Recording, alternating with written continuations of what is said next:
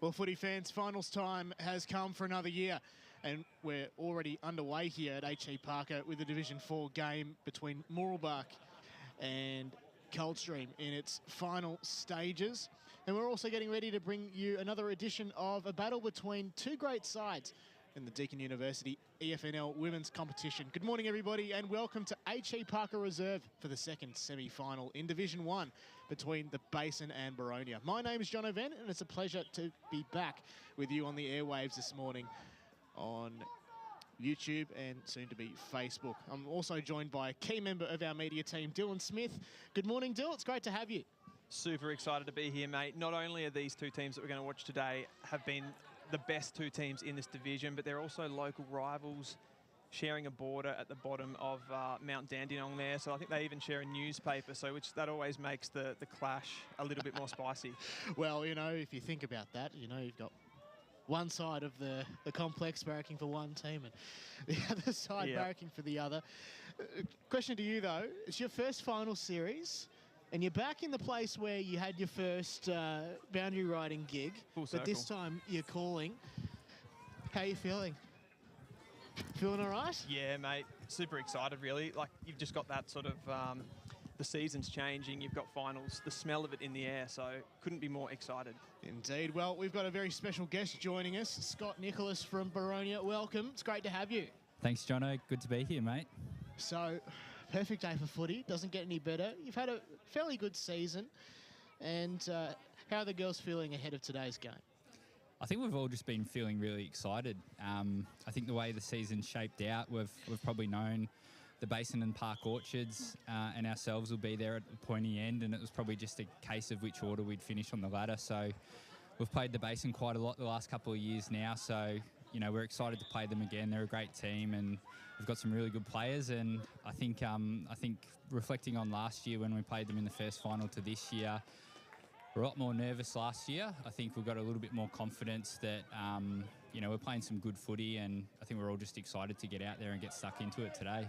This is going to be the third meeting between the two sides, and when it came to the home and away season, the results are a little bit lopsided, but what were your takings from those two battles and how are you going to apply that today? I think as much we take things from our opposition as we take things from ourselves. I think over the course of the year, we've aimed to be a team that continues to grow and develop every week, and you know, that hasn't changed from round 14 to the first final. We were looking for ways to improve what we're doing. So I think, you know, we know what it looks like when we're playing our best footy, and we probably feel like we've identified some ways that the Basin generates some of their good football, and, you know, I guess that's footy. We try and stop them doing what they want to do, and we try and find ways to do the things that make us play well. So, yeah, I don't know what else to say on that one. Take us back to that mid-season period, because you started the season well, and then you had a couple of losses there in a row to the Basin and also to Park Orchards. Then on the back of that, you sort of went on a bit of a rampage towards the end of the season, and you probably look like the #1 seed in the league. What sort of changed there, do you think? I think the fixture was difficult in Div 1. Every team was really strong and competitive, but the way the ladder fell, it was probably that clear top three, and then a couple of teams probably struggling for numbers down the bottom. So I think that played a part, and I think what changed after those two games against the Basin and Park Orchards is the squad just really finding their belief. We've known they've been a good team, you know, from last season playing in Premier B, but, you know, we've talked about wanting to be a great team as the season went on, and I think, you know, playing against great opposition gives you confidence that you can match them and then hopefully take it to another level. So I think they found that belief in the second half of the year, and as I said, we've just aimed to keep growing and developing every week, and we feel like we've done that, and we're really excited to, you know, get out there today and try and build on last week again. Just on those other two sides, Park Orchards and North Ringwood, who will play off, one of you today will obviously lose this game and have to meet one of those. Which one would you prefer to miss or prefer to avoid?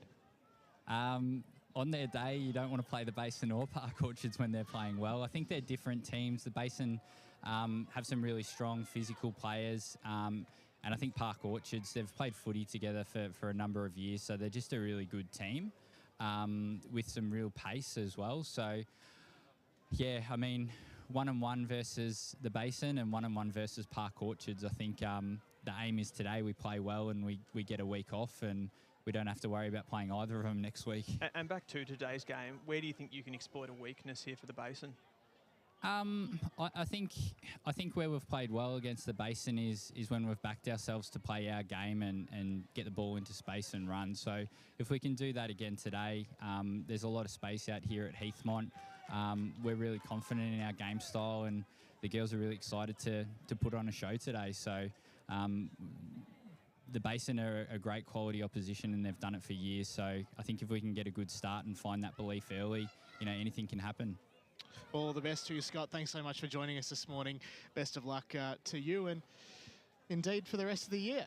Awesome. If I can throw one more thing at the end, guys, it would just be congratulations on all the work you've done in covering the women's competition this year. I think the media team of the EFNL has gone above and beyond to make sure that there's equity in the way that the men's and women's competitions have been promoted and celebrated. And we've probably seen from other leagues recently that it isn't the case everywhere. Yes. So I just wanted to shout out in this forum that the whole media team's done such an excellent job and it's definitely recognised by the players and all the families and clubs. So, yeah, well done and good luck for the call today. Appreciate your words there. Scott. Yeah, cheers. And all the best again. Well, that was Scott Nicholas from the Boronia Hawks, and indeed his counterpart, Mark Eisenweiss, is very soon to join us. And we're going to cover a couple of games in terms of predictions and that a little bit later, Dill. But I tell you, I feel like Scott's a little bit optimistic about this one. He is, and rightly so. I think what he said there too about their run and their pace, that really stood out in the two games previous. So I think that'll be the area that he'll be most looking to exploit the Basin. Did indeed. Well, as I said, we do have Scott's counterpart in Mark Eisenweiss joining us. Welcome, Mark. It's great to have you on the broadcast. Hi, thanks, guys. Nice to be here.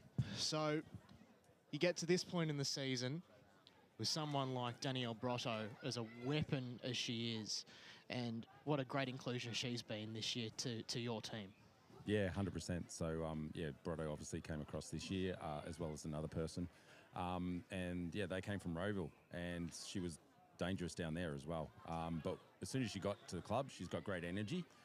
She certainly leads well from the forward line and, finishes off the good work that the rest of the team does. We just spoke about Boronia's strengths heading into today, and we talked about their run as being an area where they could probably get you guys. Does that worry you coming into the game with the amount of leg speed they have? Actually, no, because something that we worked on all year in pre-season was our fitness. So we think our fitness is up to standard, so it'll be a good hit out. Equally with their run, I think you guys probably have them a little bit aerially. Do you think that's an area you can exploit them today? Oh, look, I think we've got perhaps a couple more tools than they do. And our tools are very capable and strong hands.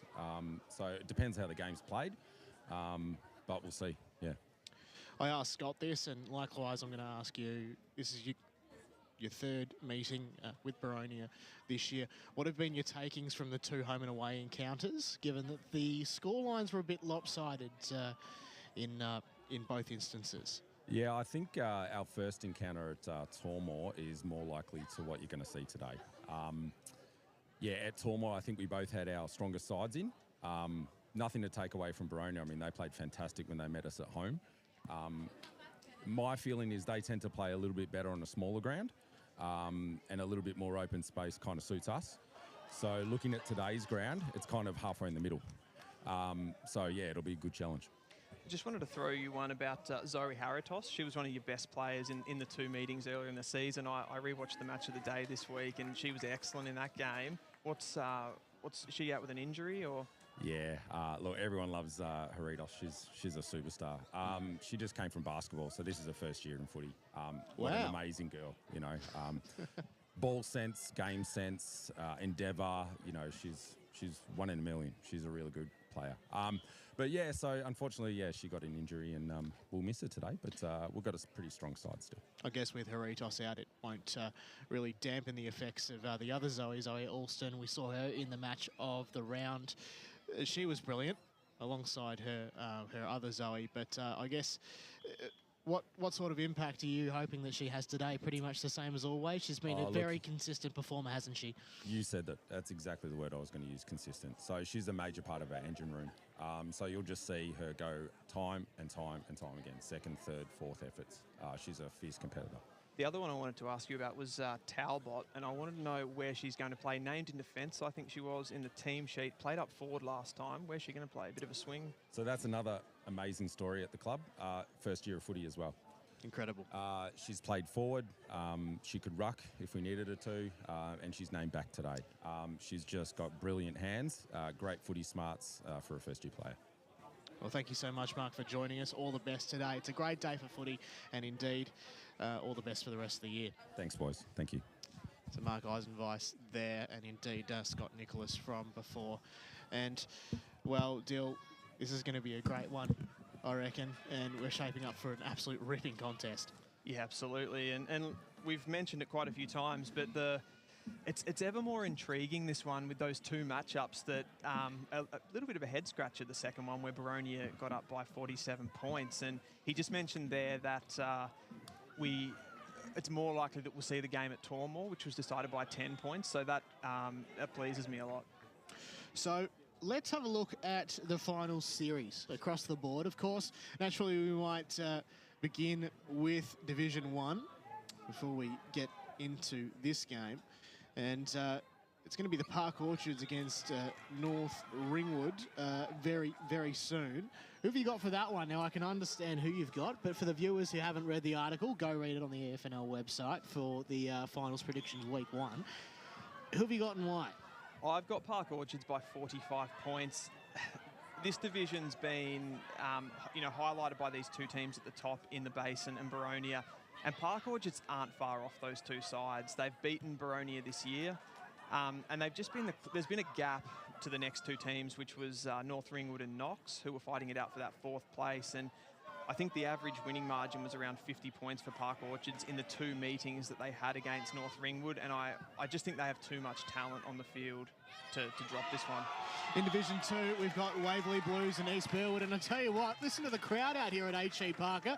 It was the first game here that started off at 9 o'clock. And we've already got a fair crowd in the house. They're pumped. But I digress. Division 2, Waverley Blues and East Burwood. Now, I can't help but notice you've tipped the Waverley Blues. That's a massive call here in Division 2. It is, and this is a fascinating game. The Waverley Blues got off to an enormous start in their first year back in the EFNL. 8 wins out of their first 9. They sat in the top 2 for a lot of the season, but their back half of the year has been shaky. And that brings East Burwood back into it. We know the stars that East Burwood have and that they won the Division 3 Grand Final last year. So, they're a very well-established side. Cecilia Baldessar, one of their stars up forward, who's won the goal kicking at a canter. I have tipped the Waverley Blues by 10 points. That's a massive call. Yeah. But I think they've got... I really think they've got it in them, to be honest. I think you're actually onto something. I'm tipping an upset. I know how good the East Burwood Rams have been all season. They have had Baldessar and a whole host of others. Ali Rock, Bronte Rowlands, those types of operators. And they have been absolutely fantastic this season. But who knows? Finals footy for the Waverley Blues, by reputation, is a great one. You look at the men's team and they are absolutely fantastic. And now, looking at the women's team, it's inaugural women's team, well, in a while, of course. They're getting set to play finals footy in their first campaign in a long time. And that must feel pretty good. And we have to acknowledge, too, that they have had some outs in the back half of the season to explain that form, drop the Waverley Blues. And also, when you win your first 8 of your first 9 games, you do have the ability to be able to, rest some players and sort of coast to the finish line a little bit. So I think coming into finals, if they can recapture what they were doing in the first half of the season, that'll be good things for this game. We're going to jump back to the top just briefly in Premier Division. There are going to be 2 games in that one. The first one, of course, the SPL Wolves and Mount Evelyn. Now, both of these games, of course, will be tomorrow at H.E Reserve. So go get yourself to those games. It's going to be a fantastic contest no matter who's playing. And, SPL and Mount Evelyn, 2 teams who have just been on the outer somewhat, because we've always been talking about, you know, the South Croydons, the Eastern Devils kind of thing. But these two teams, well, they deserve to be there after a really interesting season. South Belgrave, Listerfield, they do have the talent. Don't know too much about Mount Evelyn, but of course we're going to start to get to know about them in the coming weeks. And I see you've tipped SBL. I'm probably going to stick with that, to be honest. What would you say? I think you're spot on about the narrative too. We always talk about the Eastern Devils, South Croydon, and then we tend to talk a bit about the bottom of the table too. I know Whitehorse had a really exciting end to the season, Vermont, and then these two sides sitting in third and fourth just sort of went a little bit forgotten. Mount Evelyn, a bit of a struggling end to the season, and that's probably where my tip lies with the SBL Wolves here. I think the SBL Wolves have just been a little bit more solid. They've been able to challenge those top two sides, whereas Mount Evelyn's form on the road a little bit shaky. And again, similar to the North Ringwood and Park Orchards one, I think SBL will just have a little bit too much talent. You know, 7 wins, 5 losses versus 5 wins, 7 losses kind of says it all there. And yeah, got to go with the SBL Wolves. Before we get to the second game in the Premier Division, which will be played tomorrow, we should note that the final score from the Division 4 game between Mooroolbark and Coldstream is 5-8-38. The Mustangs defeated Coldstream 2-3-15.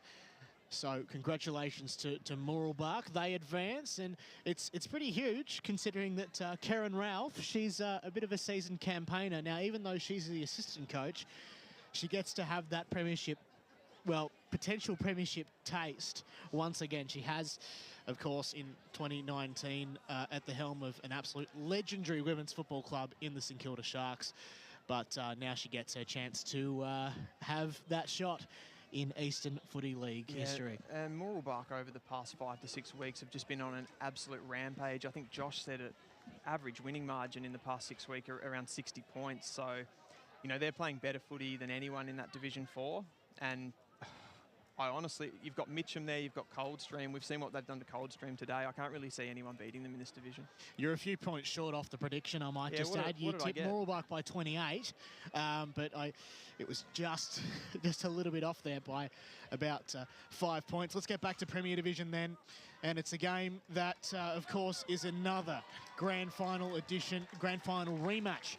Of course, the two teams, the Eastern Devils and South Croydon, played here for Premier A Grand Final glory, and the Eastern Devils won that one. The Eastern Devils, of course, undefeated in season 2023. Everybody knows I'm going with the Devils, and you've gone with the Devils as well. I have tipped the Devils by 25 points. I mean, it's really difficult to tip against a team that is undefeated, although I will say I did do that in Division 2 this week, tipping Surrey Park over East Ringwood. But back to the Devils, a flawless season. The only thing that I will say in looking at the results, as the season's gone on, teams have figured them out a little bit. And some of those better teams in the division, like your SBL Wolves, like your South Croydons, have pushed them a little bit closer as the season's gone on. I think they even had a close result with Vermont there a few weeks back. So they're fallible, I think, the Devils. But, you know, when you've got that sort of winning momentum and players who have played in flags and know how to win, they're going to be hard to stop. Absolutely. Well, that brings to a close for the moment the preview for the other teams. If you want to listen to anything in relation to the divisions that we've missed, of course, don't forget to tune in to Deakin University Female Footy Focus, wherever you get your podcasts. I know, Dylan, you're a key part of that show alongside Josh Ward, who is actually in the building, I might add. I did see him here, yeah. And he's going to be on Scores this afternoon for the men's match of the round, which is going to be equally as big, and we're going to go up the mountain for that one after we're done. But let's look at this one. Of course, between the Basin and Boronia, the second semi-final here at H.E Parker. The two sides met twice this year, and in round 6, which was the match of the round, it was the Basin 4-6-30 over Boronia 3-2-20 out at Tormore. And in round 8, the Basin lost to the Hawks 2-1-13 to Boronia 9-6-60 out at Basin Reserve. So we talked about, you know, those lopsided score lines with the coaches, and to be honest, in finals footy, I don't think any of that probably matters too much. Yeah, it's really hard to get a read on, though. You know, playing each other 2 weeks apart and having that big of a swing in the margin. What is it, a 57-point turnaround for Boronia there? But I'm just fascinated in the styles of the two teams. You've got the Basin, they're that more contested style. They're a bit stronger around the ball, I think, than Boronia. They've got more marking players, so they're going to have targets. But Boronia, where they're going to get the Basin today, I think, is those small defenders and the run off half-back. You know, got Leapson, those sorts of players are where the game's really going to be won for them. And if it's going to come down to a few things. We talked to the coach there about the Basin's fitness, but yeah, I'm just fascinated to see how this one plays out. 5 minutes to go before the game. In fact, it's about 4 as the umpires make their way out onto the field, and one of those field umpires is just waiting for the siren to signify that we're almost ready to go here. Of course, the umpires today, Toby Culprit,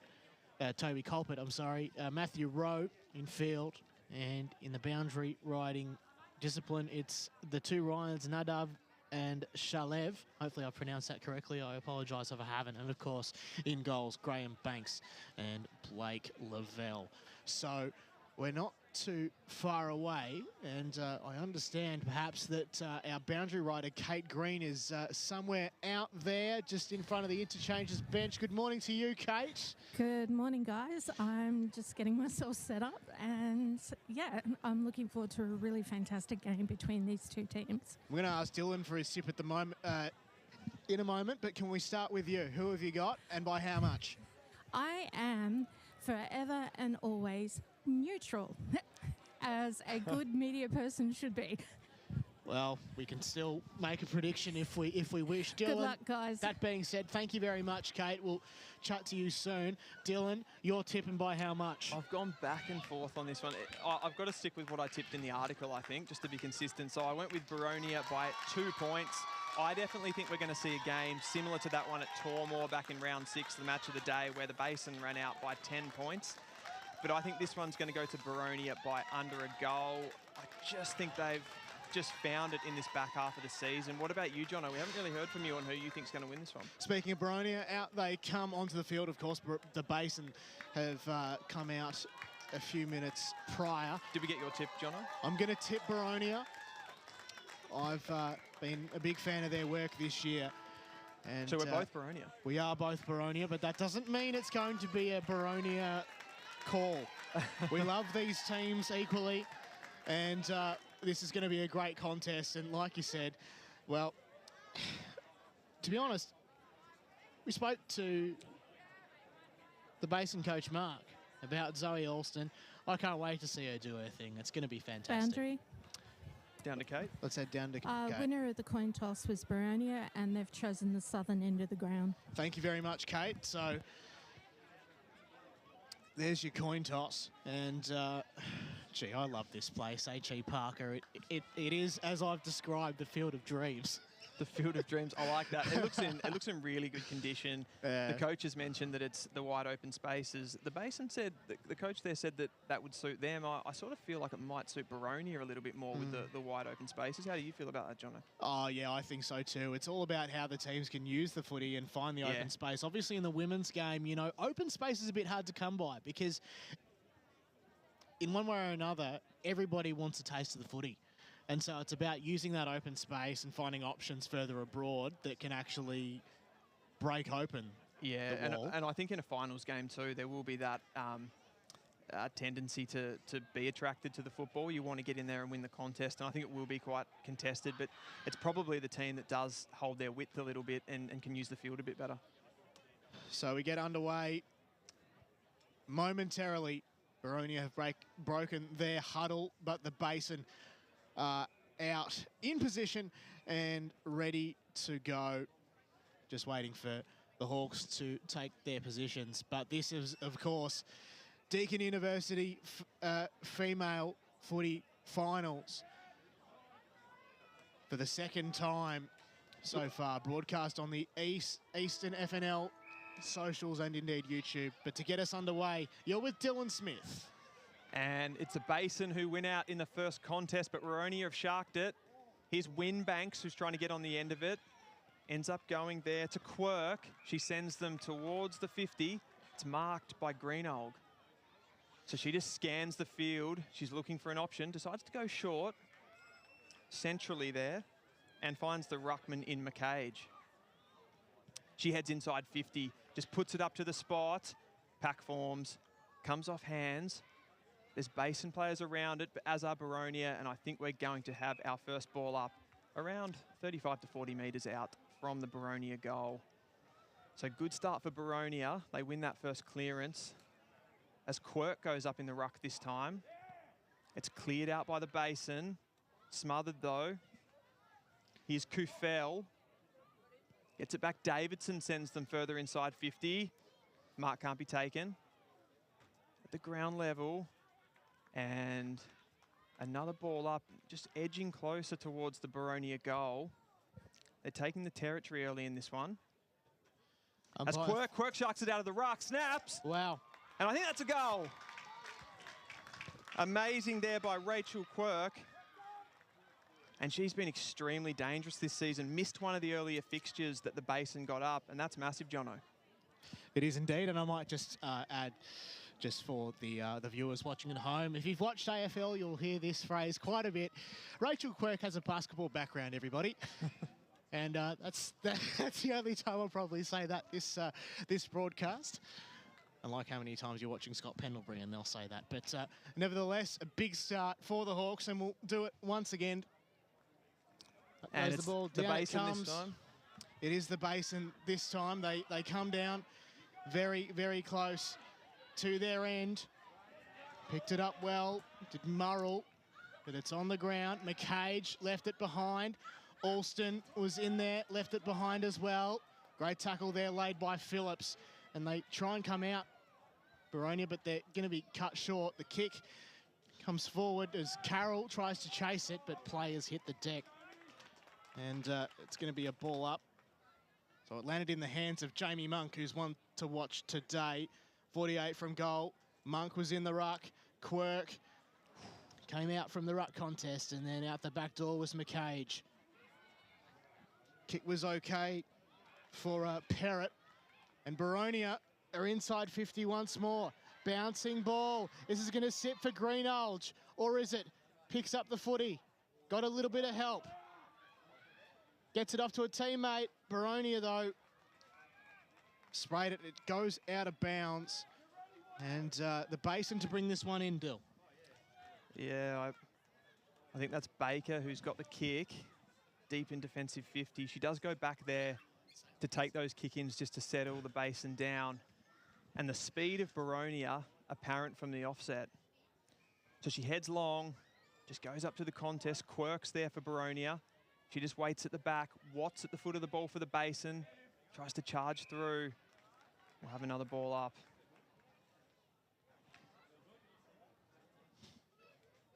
And looks like Quirk's doing the rucking for Boronia. She just tries to tap it forward.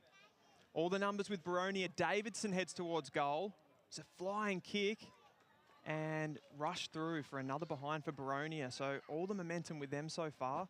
We've got runners on the outside and players winning the ball on the inside of the contest, and a really good start for them, Jono. It is indeed. So the Basin can bring it in again. That's Julia Baker in the back line. Options present on the near side. Big pack of players set to form. Wingbanks tried, then couldn't. And then it was Watt was in there as well. Still a chance, though, for both teams to find the clearance, and it's the Basin to win out on this occasion. One-on-one contest. Nobody could quite get there. And then there was glare for the Hawks involved in the contest. But the umpire says nothing doing. It's my ball. He throws up the ball. Quirk left it behind, instead decided to collect it off the ruck. Ball hits the deck. McCage was trying to pick up the footy. Quirk gets involved in there again. Great tackle there laid by Talbot. She's going to be one to watch as well in this game. But I think it was penalised there, and Slater sends it inside 50. As they look for another one here, Boronia, they've got the runners. This is Kufel. She leaves it behind. It's picked up by the Basin player. And I think he might have paid a throw there, has he? Free kick to Phillips. 15 metres out on a slight angle. Boundary. Thanks, Kate. Paid a throw. You were correct, Dylan. Thanks very much for that. Yeah, just left it behind there, and Phillips heads a goal, and she's got it. So that's 2 for Boronia. Perfect start for them. And the Basin are going to have to try to get back into this one. All the runs so far with Boronia. Quirk and Phillips with the goals so far. And that's her 18th goal this season, Steph Phillips. It's all those dangerous players that we talked about in the pre-game, Jono. They're all coming to the fore in the finals. It is indeed. And, well, Boronia lead 2-1 13. Inside 6 minutes. Up we go. Tap was one down by the Basin on this occasion. We cut off by Gottliebsen. She's got her sister playing in the opposition as well today. The Basin, though, going to move it in. I think that's Winbanks sending it in. Bouncing footy. Very close to the paint. Although a free kick's been given away. Carroll. And it's Carroll to take it. 2 goals last week v Knox. She sends it to the hotspot. And it's a mark to the Basin. Monk. She's had 1 goal from 2 meetings against the Hawks. And she's got it from pretty much directly in front.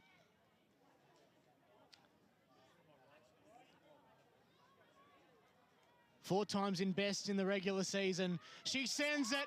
Umpire Arches is back and the Basin have their first. They needed that one, Jono. Boundary. Let's go down to the boundary with Kate Green. That was a massive kick.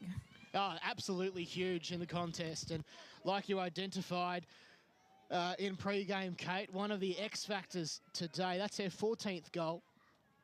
Jamie Monk, the vice-captain for the Basin. So the score there, Basin 1 straight 6. Boronia 2-1 13. 7 minutes gone in the first term on the Deakin University scoreboard. It was a great kick by Carroll to find her there. Just popped it up, played to the strengths. As Winbank gets the tip out in the middle. There's a lot of players around it here. Got a bit of a scrum forming, and we'll have a secondary ball up. So the Basin just getting that one back. They needed it as Monk does the rucking, kicks the goal and then heads straight in there. Taps it towards Gottliebsen's there. It's kicked out by the Basin though. Here's Carroll again. Oh, a bit of front on. Huge contact there.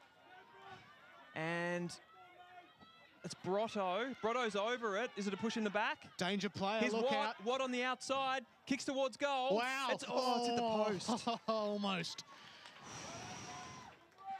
And there's a lot of energy coming into this game. There is 5 consecutive X factors here on this team sheet for the Basin. And they're all coming to the fore here. And Boronia do not want to let Brotto get one out like that. She was well defended, though. They don't indeed, and she also plays for Boronia in the netball. Can you believe that? I do remember you mentioning that, actually, yeah. So Amanda Solante, hopefully we're pronouncing that correctly. She goes down broadcast side. It's going to be cut off by Grimmett, though. Boundary. Let's go down to the boundary with Kate Green. As Mark mentioned for coach of Basin, he considers pretty much all of his team X factor. Pretty much indeed, as we're seeing here at the moment here at H.E Parker. Bit of work here for the Basin to do to try and clear it out of the current area as the pressure is piled on here by Boronia. It's gone up a notch. But the umpire says nothing doing and the rucks will go to work. So Winbanks and Quirk. Quirk wins out on this occasion. Great tackle there laid by Donnelly. But the umpire says nothing doing. He'll have it. Up we go again. Winbanks and Quirk. Bouncing footy.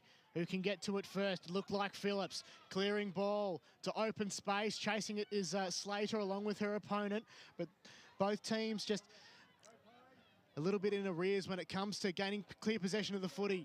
Paige Dean is at ground level. Along with McDowell, we'll have a ball up inside the centre square. It's Winbanks this time who gets the hit out. Can't be cleared though. Good tackle there by Slater. It's in close. Julia Baker's there too. Watt tries to rip it out. She can't. Flicks out a handball. Thought I heard a whistle. Didn't. Baker gets a handball. So it's Basin on the outside. Kicks up the wing. Looks for Carroll. There's 2 there. I think it's Samagas. They both lay the shepherd for each other and just get a bit tied in knots there. It's picked up. I think Carroll's going to send them back towards 50. She's tackled there by Glare. Glare gets the handball out, gets it to Decker. She just throws it on the boot and makes it someone else's problem. The Basin get the handball out, but here's Phillips in an acre of space that she's found herself in. Greenall hits her in the face, a bit of a falcon there. And that's Dean. She's over it. Can't get it out cleanly. It's a great tackle there by Baker. Baker just reefs it back in, and a ball up. So this is what Dean does best. She's lurking around the contest, ready to snatch it and then go for goal. Very Watch her clever forward. here. Up goes the ball. And it's Grimmett to try and clear it. Gets it off to a teammate. Almost caught high. In fact, she was. And the Basin have a chance to clear out for the moment. Alston sends it out. 2-on-1. Gottliebsen gets it to the paint. 2-on-1 again. Chance for McCage. Might have been infringement, except did we hear a whistle? No, we didn't. Play on's the call. There are a few whistles around here, Dylan. I can't just be the only one hearing it. Yeah. Thanks, Kate. At the moment, the umpire down the southern end is just calling it for just all clear, keep going. Right. Okay. Interesting. So play will continue Sorry, here. guys, that's just what he's doing at the moment. Okay. Thanks for that, Kate. 11 minutes and 24 seconds here gone in the first term. Up we go. About 35 from goal. Boronia caught off it. And a free kick has been duly awarded. I think it's Julia Baker. So a chance here. In fact, no, it's going the other way. So Julia Baker to bring it in from defence. She heads out wide. She's got a player there. It's a beautiful kick. Just putting it out into the front. And I'll go up the line, look for Winbanks. She's the target, but Watt's also there. They're both there, and Watt takes the mark. I think the umpires paid that one. They both had hands on it. Whoever wants to take it, basically, and that's marked over Rachel Slater there. I just realised what the other whistles you're hearing is just down on the opposite side at the Maroondah nets. There's plenty of netball going on, and they use the same whistle, so fair enough. As Boronia take the turnover here through Gottliebsen. She just tries to get it forward. And breaking through there was Greenhall. Fantastic play by her. Heads inside 50 towards Dean. Here she is. She's crafty, Dean. Slater tries to break through. That could have been high. And he's paid ball. He's paid holding the ball. Slammed her in the back, in my view. Yeah, and she ducked a little bit, and there was a bit of head-high contact as well, but fair enough as the Basin exit defence again. Rachel Watt's the target, and she takes another fantastic mark. So she's really implemented herself onto this game so far, Rachel Watt. She's been fantastic. Throws it on the left towards Winbanks. Winbanks tries to affect the contest, but can't. It's picked up by Gottliebsen. She drops it, and that's holding the ball as well. Terrific tackling here by the Basin. They've really lifted as Grimmett takes the kick this time. Just looks to slow it down, goes for a short option there, and finds Murrell. So just slowing it down. The crowd are getting alive here. She heads towards the forward 50. Winbanks is there. Here's Samagas. She tracks it. She runs over the top of it. She's well pressured.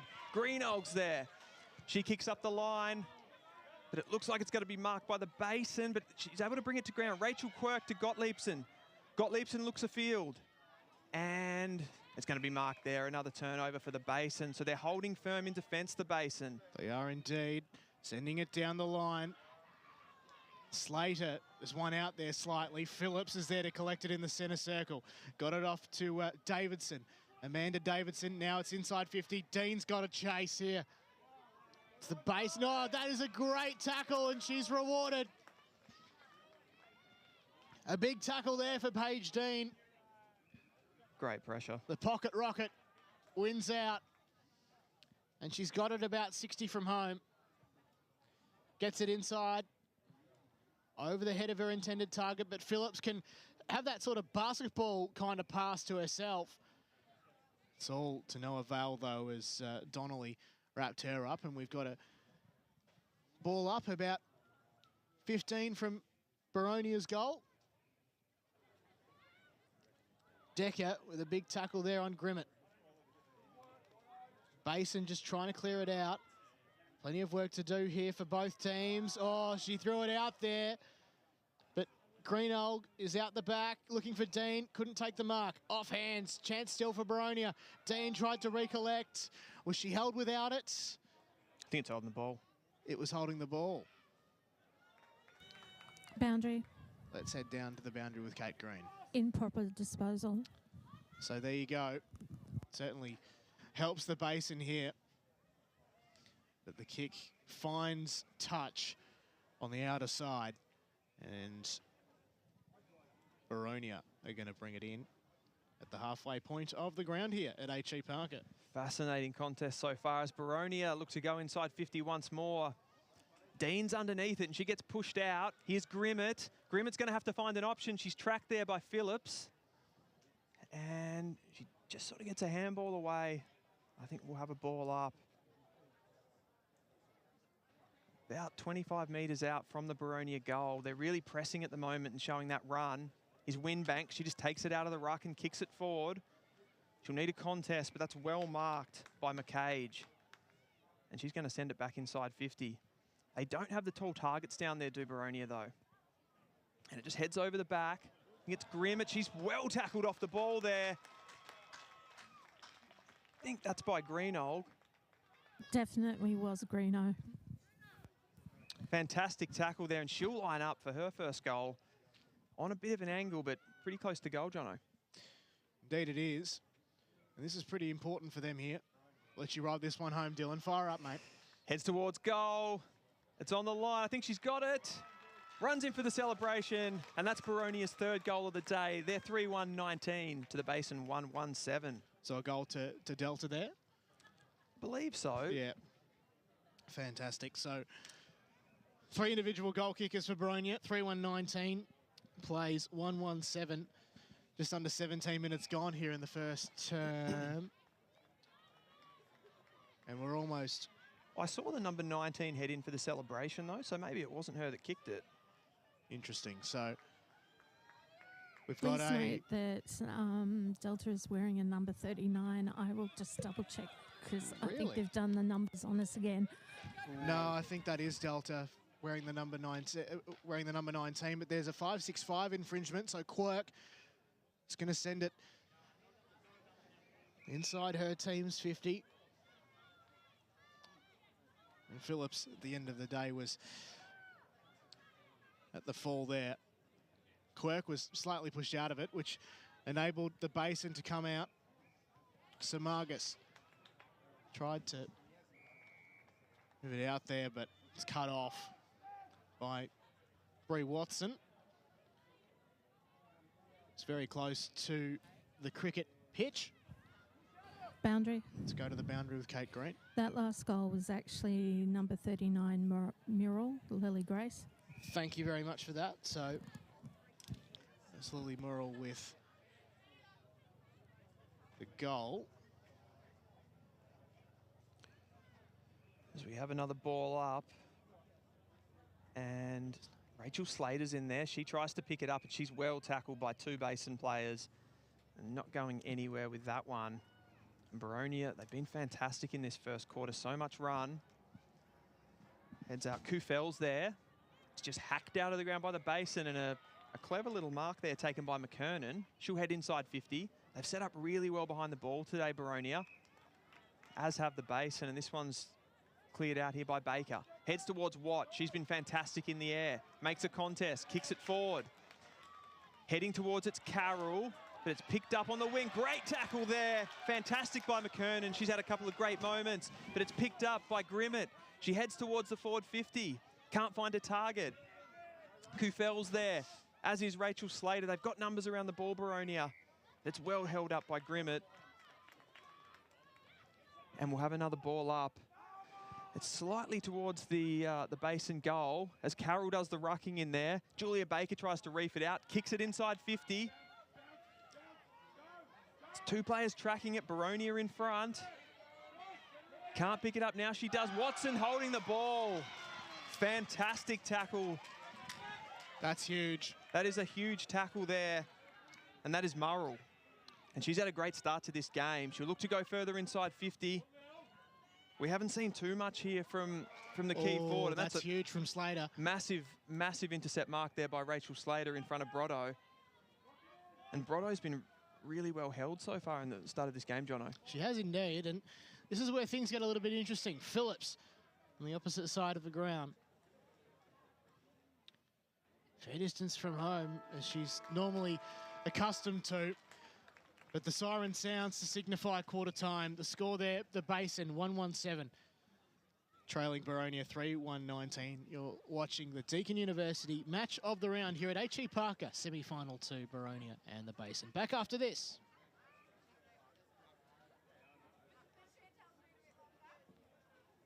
Hey guys, I made a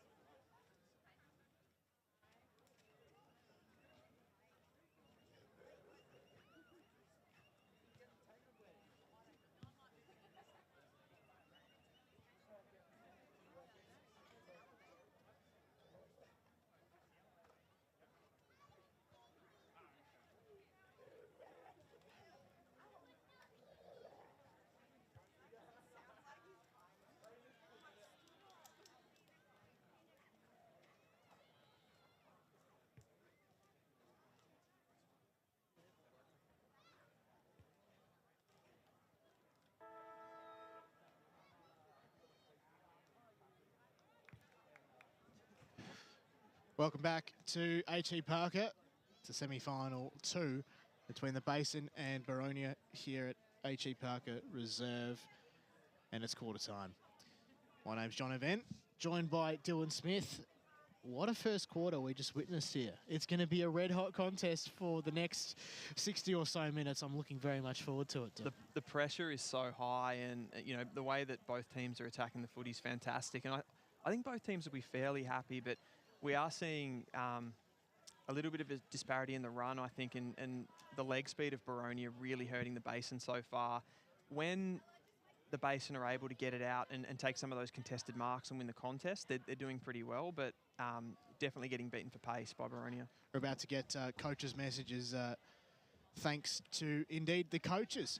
So that's going to be great as Kate Green's just waiting patiently on the boundary here at H.E Parker.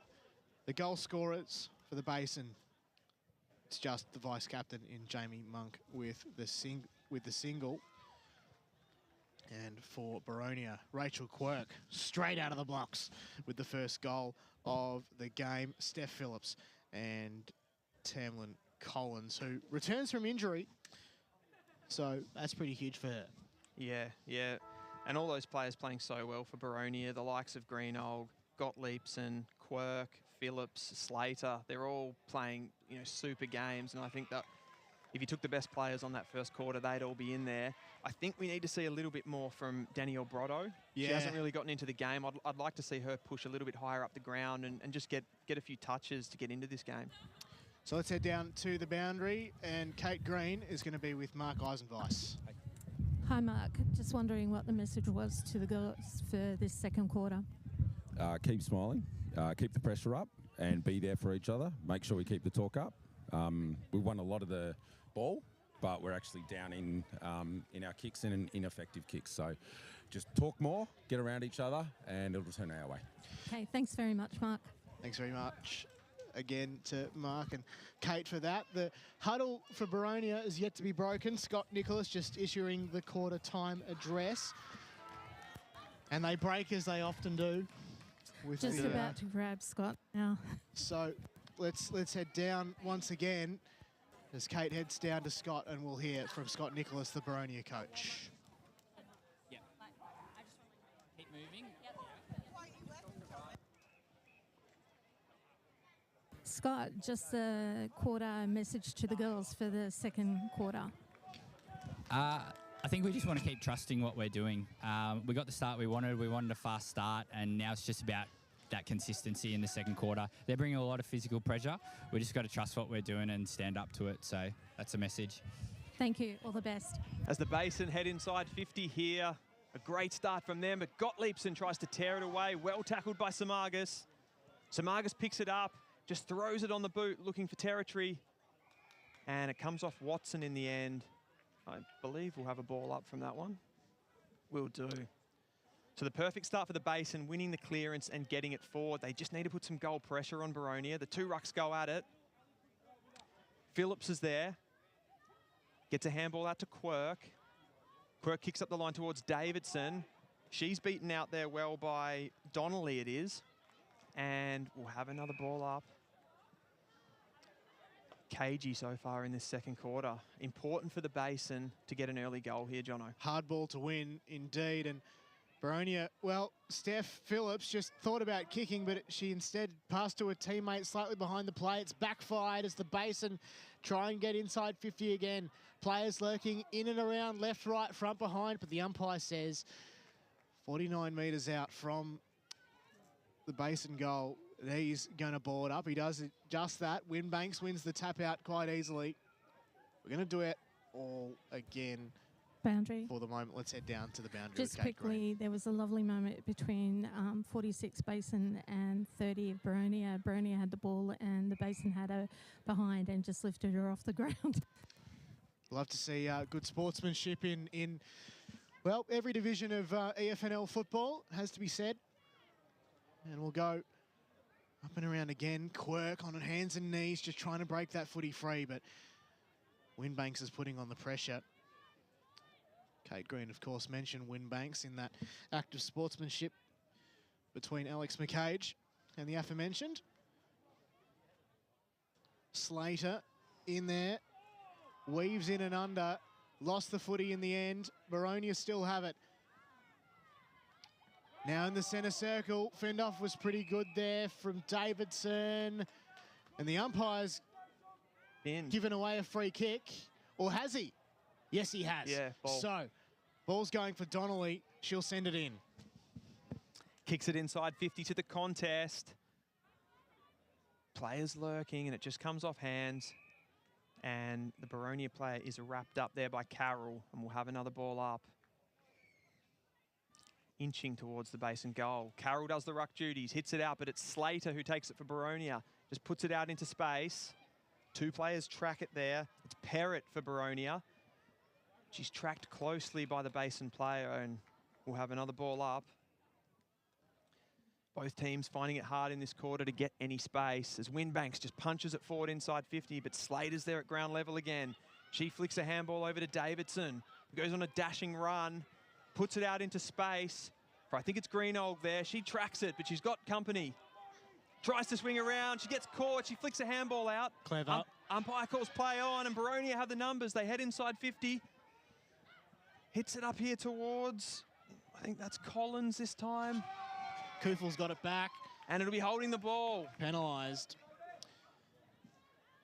So that's great work there. Great pressure from Brooke Priest, who's definitely one to watch today. Sent the kick towards Alston. Managed to weave it behind her, but then see it over the boundary line right at the junction here at broadcast side at H.E Parker. And, well, she's one of those players that are a bit quiet at the moment. But with a lead will come plenty of spotlight appearances for Zoe Alston as Quirk tried to weave her way in and under. Baker was under that as well. Greenhalgh lays the tackle on with Quirk. The tackle on Wimbanks, and Boundary. Wimbanks and Quirk will go again. Slater back to Quirk. Quirk sends it goalward. Kick was looking there for Collins. Goal kicker already. Now it's just a bit of work here for players to weave in and under. They're not going to do it, so we'll get to the boundary with Kate Green. Boundary, number 50 for the Basin, Smargus, is just undergoing some trainer management. Thanks for that. Yeah, Samaga, she's been in a lot of contests in and under, so I'm not surprised she's getting some treatment. Had a few knocks. As Boronia will get a free kick here, this time through Rachel Slater. She'll line up from 30 metres out directly in front and look to give Boronia a 3-goal lead. And those big players for Boronia have really stood up. Rachel Quirk's been massive in this quarter. As Slater comes in, kicks it, she's got the distance, but she's just drifted it across the side and out of bounds on the full. I think so. And it'll be Baker to bring us back in. Nope, they're swapping the footy around. So it was, well, it was going to be last touch anyway, wasn't it? So yeah. Wimbanks brings us back in. Bit of a dangerous kick. Slater's there, as is Quirk. She bursts through, gives a handball to Phillips. She's well tackled by Alston. And that could have been holding the ball as well, but we'll just have another ball up inside Boronia's forward 50. The pressure, fantastic from both teams so far. As Rachel Quirk goes up in the ruck, she's been in everything, but Wimbanks gets a hit out. Slater tries to burst through, and she's caught. No prior opportunity, says the umpire. Brodie Wimbanks, of course, tied to Port Melbourne in the VFL, who are premiers in 2023. They won at their own home ground. So maybe she might be able to add a premiership of her own this season. Certainly be looking towards that as we get another ball up. That's Quirk up against Wimbanks, and Wimbanks wings out with a height advantage.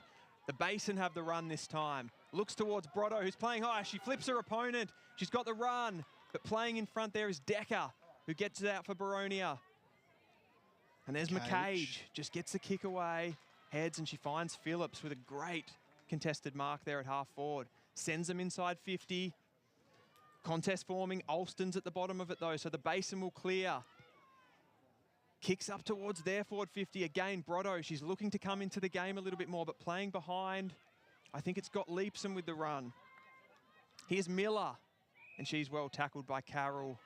We'll have another ball up where we started this second quarter, back in the middle of the ground. Basin 7 plays Boronia 19. Just over 7 minutes gone here in the second term. Big ball to be won here for Donnelly. Can't though. Got Leapson of the Boronia variety. Tries to get involved. Boronia can send it down their way. Kick looking for Davidson. Picks it up cleanly, although she was tackled by Cahill. What does the umpire say? I think he's elected to grab the Sharon himself and pull it away from the centre wicket, which is a little bit unusual unless there's actual AstroTurf in the middle of the ground. So a little bit fascinating there. As the Basin, they try and send handballs left, right, front, behind. We'll go down to the boundary. Just in the centre there, there's a deep divots. Oh dear. Okay. So the turf management. The deft touch was for Greenhalgh, but she missed it. Weldon tried to gather there as well. Decker in there hard. She's been tackled by 2 players. One of them, of course, was Carroll. She's a little lucky in there, fact, Davidson. Sorry, it was Brooke Priest. Up we go again. Wimbanks and Quirk. Wimbanks wins it this time. Win, get it? Haha, fair enough. Priest in there. So is Grimmett. Tackle laid by Miller. And it was high. One team gets around it and the other one doesn't, as is the case with footy. And Emily Cahill has the footy at halfback. Yes, it is. She sends it down to the hot spot. Kick was looking for teammate, and they're going to just drag it down. In fact, it wasn't Cahill, I'm sorry. That was McDowell sending it down there. My bad, looked at the wrong sheet. But, nevertheless, the Basin have it where they want it for the moment, but Boronia are going to bring it back. She's given them good run in this quarter so far, McDowell. Really good off half back as the ball heads up the line, and it's Glare at the bottom. Davidson tries to pick it up, but she's well tackled. It's pretty difficult to find any clear space in this game. Gottliebsen's around the footy as well, and we'll have a ball up on true centre wing. So Winbanks just taps it forward, can't find anyone. Quirk tries to shark the ball. She kicks it forward. That's great play. It is, and great vision. Oh, look out. Finds Slater, and she's dealt with after she marks that ball. Nothing doing for the umpire. Slater heads inside 50, and there's a bit of contact after the ball as well. I heard a whistle, did I? That was from Maroondah Nets right over there. It was. Plenty of that happening. Lots of netball action. As the Basin look to rebound 50, a pack forming. Slater in front again. She makes a good contest against 3 Basin players. Watts there, as is Donnelly. And we'll have another ball up. So Decker hands it over. We're inside the centre square once more. Monk to do the ruck duties this time. Gets a successful tap in the direction of Baker, who had to leave it behind. Ball at ground level. Anyone's ball at this stage. Boronia still come out with it. That was great work from Decker. Tried to handball to Gottliebsen to open space. Picked it up. Going to send it inside 50, or no, not quite. Kick was over the head of Miller. Still, they managed to get inside 50, but only just. As coming out with it as McDowell, sending it to way, way open space, but they've only got Basin teammates trying to help out. That was a great dodge. They're on here. Baker, inside 50, can find any target. Brotto. Oh no, the main target dropped it. I think it was Brotto. Ball at ground level, but this is exactly where they want it right now. And this is the time for their guns to shine. Up goes the footy. Hits the deck. Boronia have got assistance though, and they might be able to clear it. Winbanks is trying to get involved. So was Gottliebsen of the Basin variety. Boronia, though, might just clear it out. Alston marks 48.5 from goal. Has she got the legs? I think she'll just about get it, but she's gone to half back in this quarter, has Alston, to find a bit of footy, and she's played really well in the last few minutes. This would bring the house down if she could send it over, and she's going for it, but she might find someone in the hot spot. Out right field a goal she has. Stringer. 2 goals this season, 13 out of 14 home and away appearances. A relatively tight angle, but this will keep them in it. 7 plays 19. Skinny. And now 8 plays 19. 12 and a bit minutes gone here in the second term. 1-2-8 the Basin, 3-1-19 Boronia. 11 points in it. And the sun is shining here at H.E Parker. We love to see it, Dylan Smith. Salante brings us back in for Boronia. They're under intense pressure in this second quarter. The Basin have really come to play. She heads towards Rachel Quirk, who wins another contest against Stringer there. Flicks a handball out. Here's Stevenson on the ground. She gets a handball out, but Watt collects it for the Basin. Heads inside to numbers. Alston's there. She's tackled. And we'll have another ball up. Monk's going to do the ruck duties for the Basin this time against Quirk. Against Decker, in fact. He's Gottliebsen. She's tackled. Finds Phillips.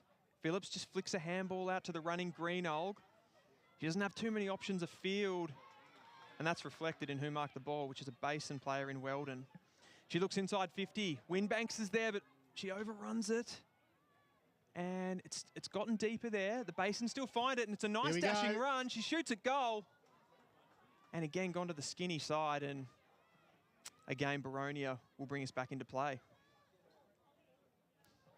They will indeed.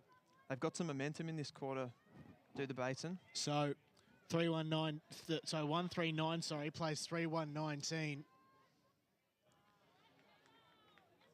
And I think we've just about identified the scoring end as Paige Dean comes on the field, but wasn't in the direction of the contest. She decided to find her player. Almost gets ready to receive the footy. Out the back.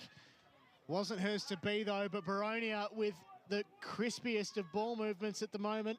Tried to gather there was Collins, the goal scorer recently. But the Basin have the numbers. Just cut off momentarily, though. Slater on the edge of the square. Sent it towards Dean. Not to be. And this is Grimmett. Sent it out to the opposite broadcast wing. Stolen by Boronia. And they're going to easily enter inside 50. Dean on the opposite side of the ground. Comes in. Kicks now looking for McMahon. Unsuccessful. Basin to rebound. And it's Alston again, and she's gone to half back, and she's been really strong there for them. She just looks up the line. She's got some numbers over there, but no one in particular. There's plenty of Boronia players there just to wrap them up, and we'll have another ball up. There's Paige Dean. She's been lively as well. Just came on the ground and got a possession straight away. Winbanks is there, gets the tap out. Palms it down to Watt, who tries to run. Alston lays a tackle, and we'll have another ball up. Just notice the match up there between Brianna Donnelly and Rachel Slater, and she's putting a lot of body on Rachel Slater, really making her earn every kick that she gets. As the Basin look to go forward, Rachel Kirk playing in front, tries to tap it down, but the Basin have the numbers. Rachel Watt's got it, she kicks inside 50, Brotto comes to it, but she's led to the ball by Salente. She's played it really well, Salente, tackled by Brotto. Here's Winbanks, gets a pick up, feeds it back to go forward. They head inside 50, but Decker's there. She cuts it off for Boronia, heads up to centre wing. Here's Greenhall, and she's got pace. If she can beat a player, she does, but she's well tackled. And that'll be holding the ball. Free kick to the Basin through Alston, I think Boundary. it is, Jono. Let's go down to the boundary with Kate Green. Number 50 for the Basin, Smargus, has just returned to the on the field. Thanks for that, Kate. Great trainer in your own right. Sending it inside. The centre square, right on centre wicket. Things are going to go to a brief halt as Priest, I think, was wrapped up with it in the end. Right on centre wicket then. Umpire balls it up. Slater in and under, twist, turns, manages to get the handball away. Gottliebson, I think it was. And then Watson just trying to clear it out. In the end, it was McCage sitting on top of Smargus, who, as Kate said, just came onto the ground. Big chance now for the Basin. One-on-one, ball at ground level. Who's ball to win? I'll tell you what, reckon Murrell's got onto this one. Bouncing footy, is it still in? Play on and touched. That was a really clever tap on by Brotto. Right on the death. Did you see the little deft tap by Brotto, just to knock it out into space? That's pretty clever, and that's football smarts at its finest. The Roeville Premiership player from last year. The score, of course, now 1-4-10, the Basin. Trail Boronia 3-1-19. Inside 18 minutes. Salente brings us back in, and a really strong mark taken there by McCage. She heads up the wing. It's actually heading in more centrally, and the Basin pick it up. It's a dangerous place to kick it. Heads inside, Winbanks is there. She's going to get this at ground level, just soccers it off the ground, and Brotto's marked it, has she? She's kicked the goal anyway. That's your goal of the day right there. That is the goal of the day, and that is the Basin's second. And they'll go 2-4-16 to Boronia 3-1-19. We have a game on our hands. We do indeed. Boundary. Let's go down to the boundary. The intensity from both sides with their tackle and second, third and fourth efforts has really upped this quarter. Absolutely. And we are in for a very, very, very fascinating second half here at H.E Parker. This is the place of absolute thrillers in the Deakin University Women's competition in the AFNL. This time in the middle, it was Quirk who won the tap down, but it went backwards.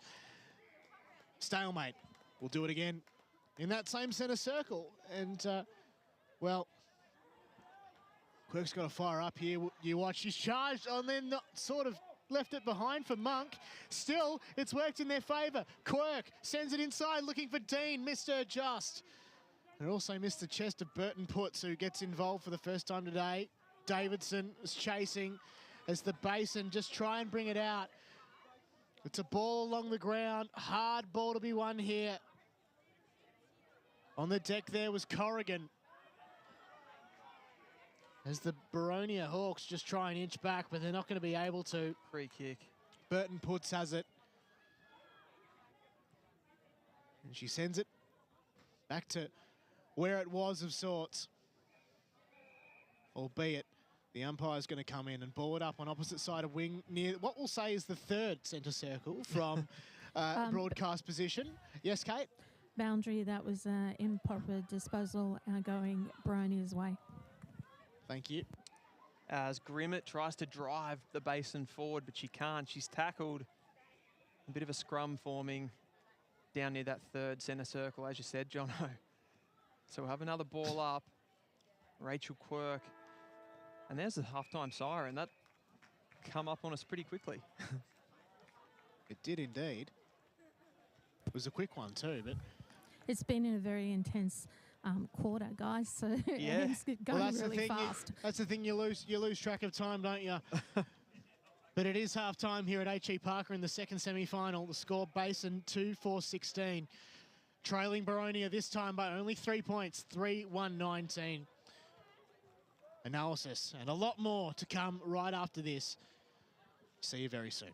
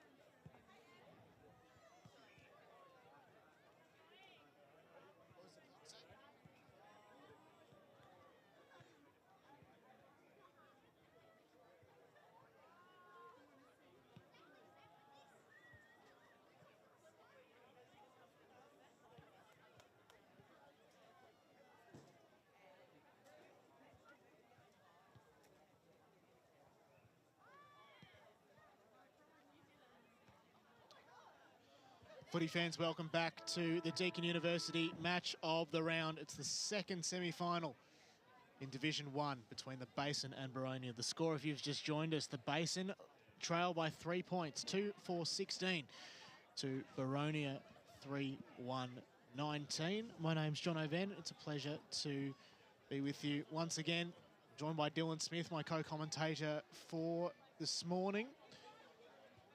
Let's recap the goal kickers just briefly. For the Basin, only scored 2. The vice-captain, Jamie Monk, and the superstar, the 47-goal superstar, in fact, Danielle Brotto, who's got a lot to say in this second half, I feel. She's also got the single. And for Boronia, Rachel Quirk, out of the blocks early with the first goal of the game, Steph Phillips and Tamlin Collins. Let's get some thoughts on the halftime break from Dylan Smith.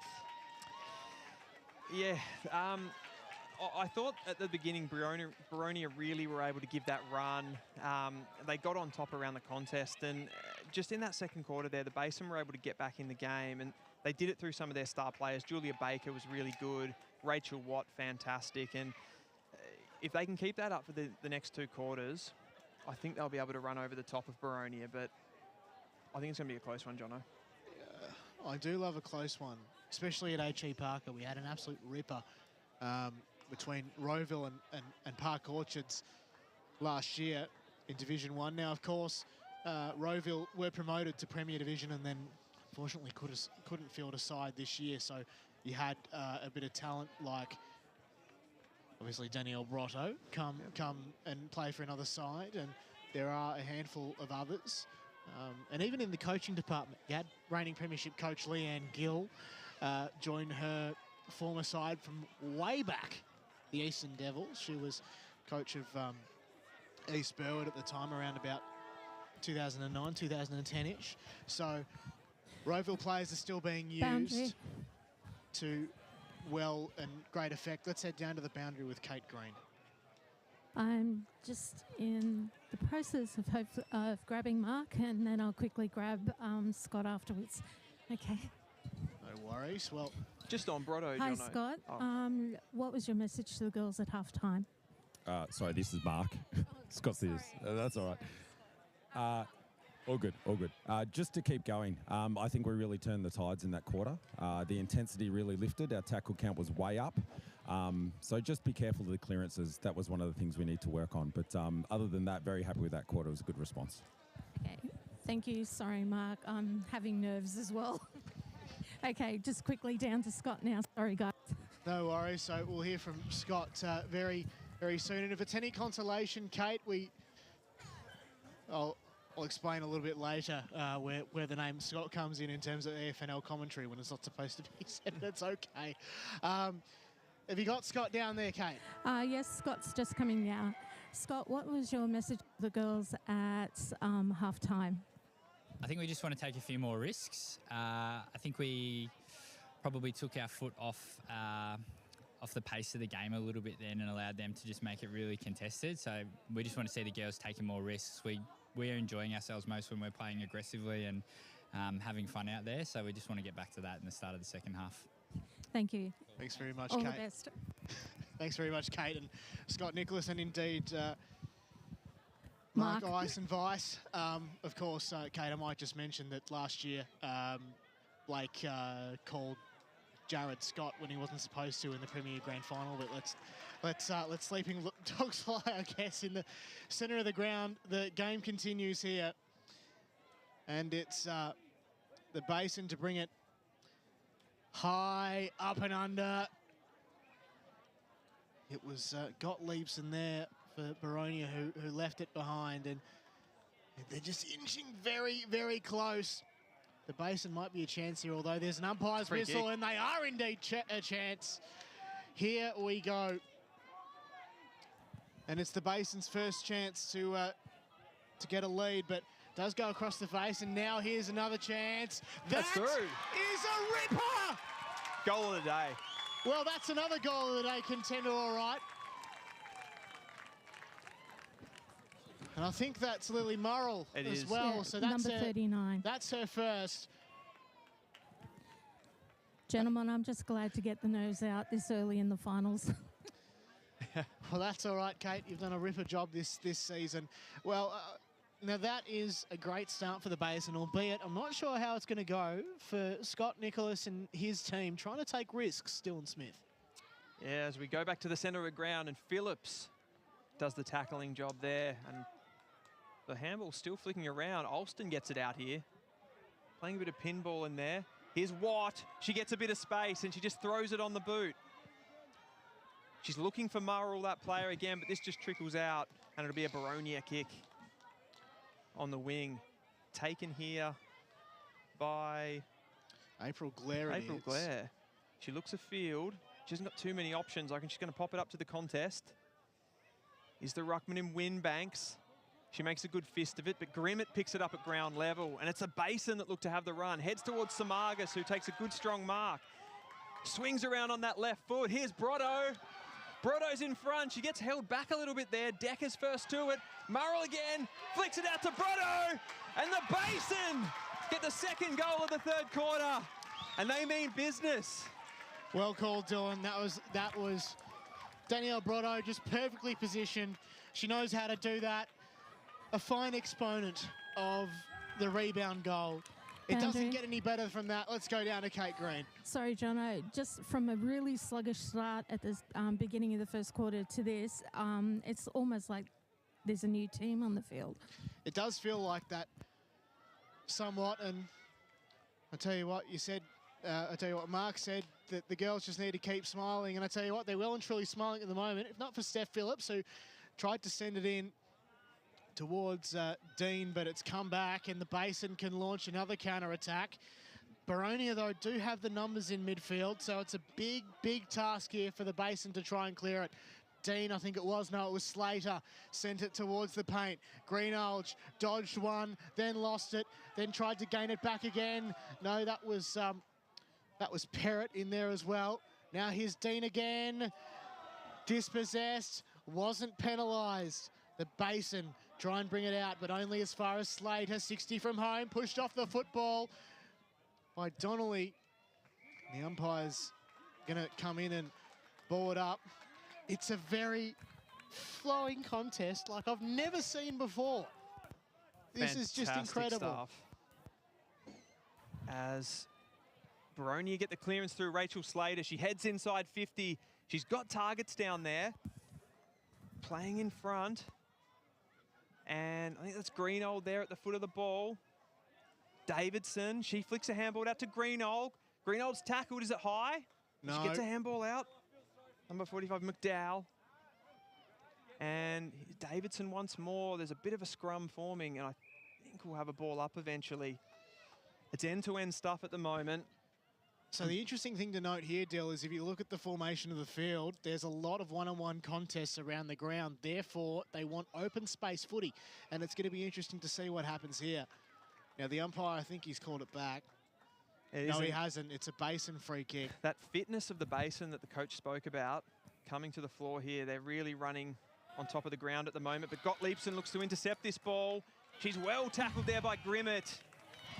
Holding the ball. Oh, well, nah, I don't really agree with that. I mean, it was a bit stiff, wasn't it? Where was the prior opportunity? Go for it, Kate. The tackle was to the side, so it wasn't in the back. Oh no, of course not. But there's a matter of prior opportunity which comes into question, and she just got the football. But nevertheless, the Basin, they just try and clear it out, and they've done a good enough job. 60 from their defensive line. Quirk wins the tap out in the glare direction. She did pick up the footy and then lost it again as the rolling maul picks up again. But the umpire elects to ball it up, and he's going to do so very quickly as the rucks come to meet it. Quirk and Winbanks works in favour of Phillips. Inside the paint, over the back for Dean. Potentially Greenhalgh is in there as well. Alston gets the hand pass off to Baker, I think it was. Inside the centre square now. Stringer. And it's Stringer. Gets the hand pass off to her teammate. Kicks slightly further afield. Kick missed the Boronia defender. This is end-to-end stuff at its finest, if not for the Boronia defender in Decker, who sent it across the face. They're going to go alongside the outside wing here. So it's Solante in the direction of Gottliebsen, who's chasing, and they'll get penalised as the ball finds touch the Basin to bring it in here. So they'll look to go forward once more, the Basin. Been fantastic to start this third quarter. Exactly what the doctor ordered. Donnelly's underneath that one, but she's well spoiled by Slater.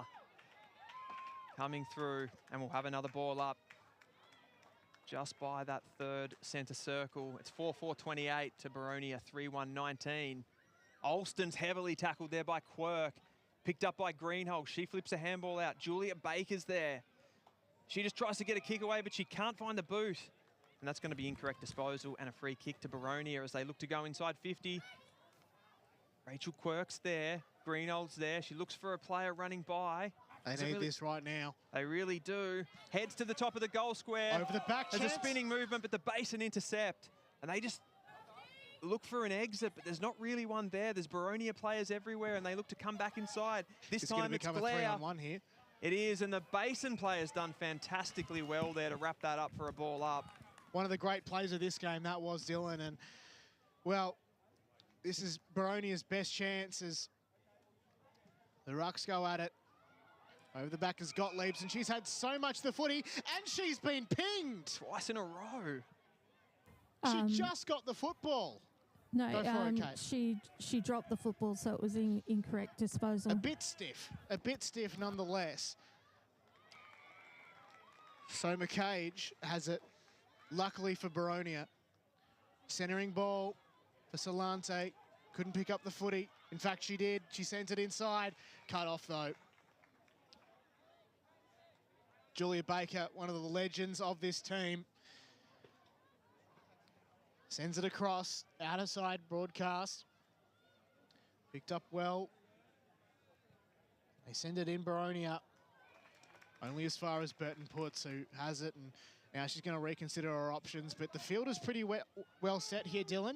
The Basin structure since quarter time has been fantastic behind the ball. They've gone for Alston, Julia Baker behind the ball to really shell them up. But there has been a mark taken inside 50 for Boronia. Just Slater taken. It was. Throws it into the dangerous area. Watt's there. She can't get any ball. And a heavy tackle laid. I think it's by Talbot, who's also pushed back. I feel Andre, Dylan, that was more of a hug.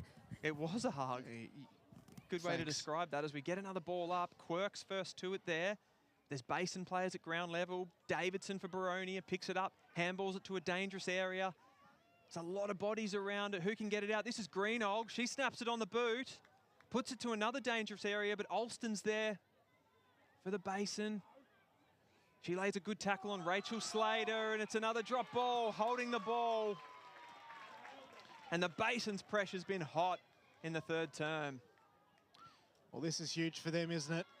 Kick goes in the Brotto direction. McCage puts on the defensive effort to try and lock it in. Down at ground level there is Watt again.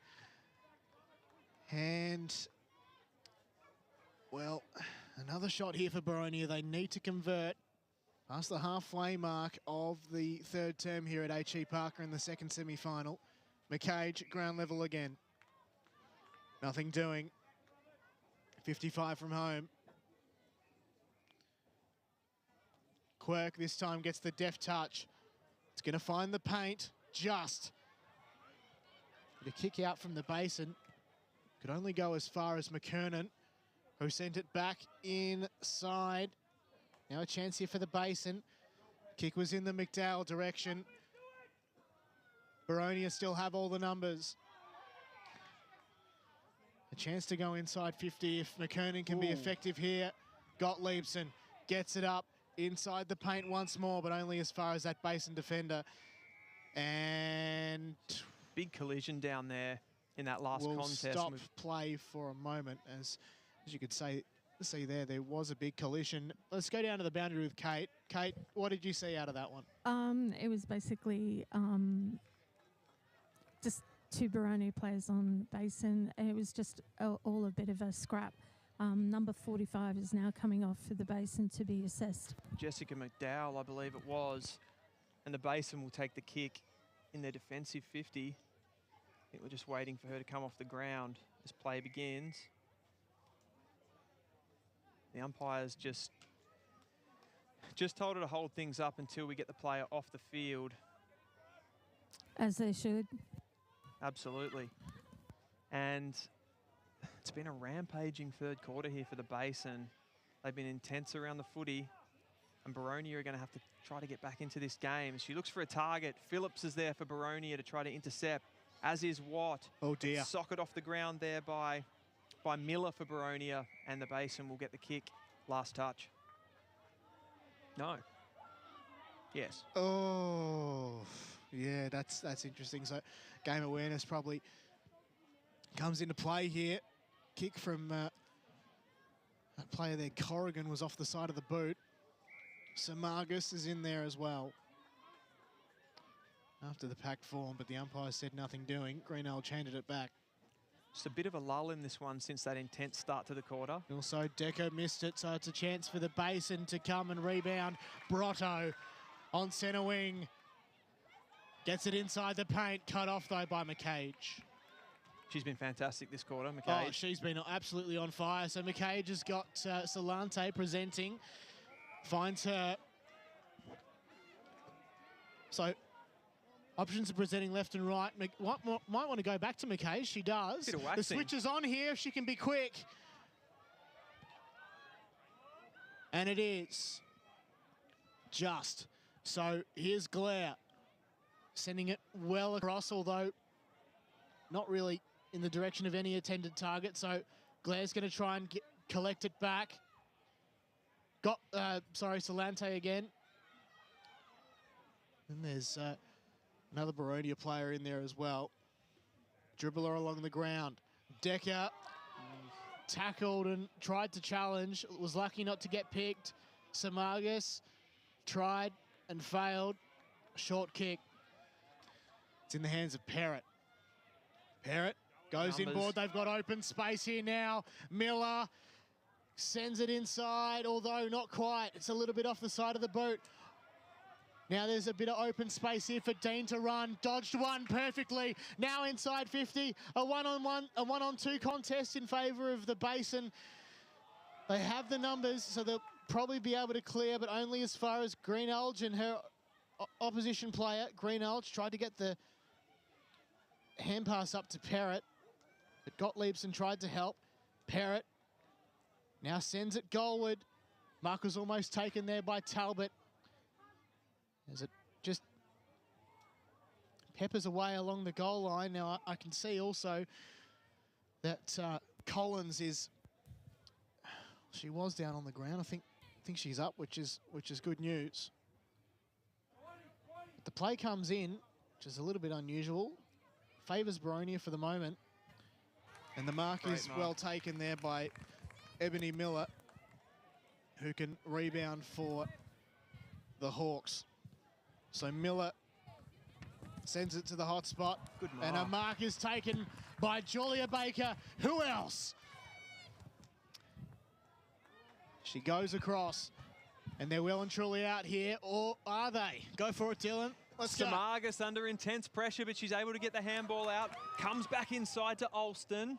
Alston looks for a ruck there at the side. She can't pick it up, and the Boronia get the ball back towards their 50. And that's a great mark there by Stephanie Phillips. Boundary just quickly. Go for it. Number 45 for Basin. She's okay. She will return to the field. As Corrigan takes a huge intercept mark there for the Basin. Flicks it out wide, and another strong mark taken there, and a really good aerially out of the Basin. That's been on show today. As Carroll gives a lead, but she just puts it up, and Rachel Quirk just says, I'll have that. So Quirk, as options presenting, has got Salante at right angles, but elects to go inboard. McCage had a lot of the footy. Now she sends it inside 50. Who can get a mark? No one in particular. They had to leave it behind. Chasing it now is McMahon. And the ball is still somewhat in dispute, but the Basin can kind of clear it, if not for Joan Decker, who takes a mark. In range. And she's got her opposition player moving with her inside the protected area, but the 25-metre penalty not given away. Decker looked for Greenhalgh, couldn't quite, but she's lurking. Greenalge picks up the football. Got Leibson for company, although there's a whistle and the umpire Just the ball up. elected to ball it up when he probably didn't need to, in fairness. Decker got the tap down, but it's a Basin footy and they've got acres of space ahead, but they elect to slow the play for the moment. They do. As Carroll calls for the ball in the centre, but she just pumps it up the wing. Samagas at the back here, but the umpire's found a free kick. It's going in the direction of Winbanks. She was pushed in the back. She was pushed in the back. A bit outsized there was Gottliebsen and just had to shove her to try to get into the contest. She looks for a target. Can't find anyone. The ball goes to ground. Here's Gottliebsen who follows that one up. She gets a kick away to Decker. Decker just throws it onto the boot. There's not really anyone there. I think it's Julia Baker who tracks this one. She'll send it back the way that it came. And a fantastic mark taken there by Gottliebsen, just intercepting in the centre of the ground. She goes on. 17 and 45 gone, don't forget. Just a couple of minutes to go in this third quarter. Can Boronia put another one back on the board? Gottliebsen again sends them towards 50. Oh, big contest there. But picked up on the ground is Kufel. Here we go. She goes on a run. Oh, She throws it no. over the the ball's... Still a chance here. They are still a chance. They've got numbers. Paige Dean. But it's a fantastic contest by the Basin player there. 15 metres out from goal. She puts her body on the line. And that's a goal-saving moment there for the Basin. That player was number 25. Thank you. 18 minutes, 27 seconds to go. 20 seconds gone. 28 plays 19. Basin in front. Great intercept by Watt there. And it's thrown back in there by Kufel. She's been good. Davidson breaks the tackle. Goes towards goal, but she can't bring it back enough, and it'll be a kick to the Basin. So it's almost as if the Basin are sort of commanding this sort of one-on-one style play for Boronia. They have to get on their players and trying to mobilise. But Boronia need to lock it in for the moment. Kick goes forward from Baker. Found the intended target. It's Watt. 45 metres out from her line. Sends it further afield, looking for -1 in Carroll. Davidson was in there providing the pressure. Quirk was at ground level. Umpire decides to cross himself and have the ball. 30 seconds to go here in the third term. This is where things get very interesting. Maybe a late chance for Boronia. Decker goes in the ruck this time. Tap along the ground was good by that Basin player. Phillips, Decker, bouncing footy, Gottliebsen, dodges 1, 2, tried to get the hand pass away, albeit to ill effect.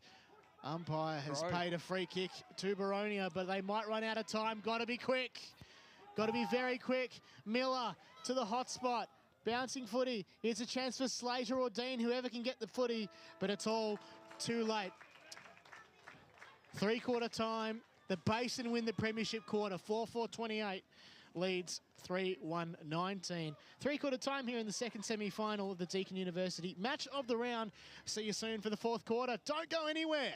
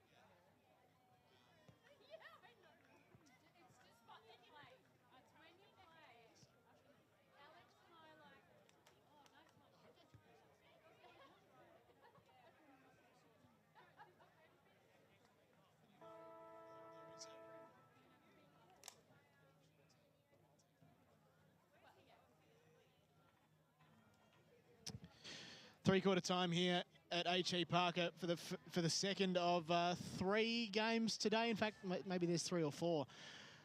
It's the Basin and Boronia in the second semi-final of Division 1. The score, if you've just joined us, and I'm glad you did, it's 4-4-28, the Basin to Boronia 3-1-19. The goal kickers, of course, Jamie Monk and Danielle Brotto. And there's a third goal scorer there. I think it's Stringer, wouldn't it be?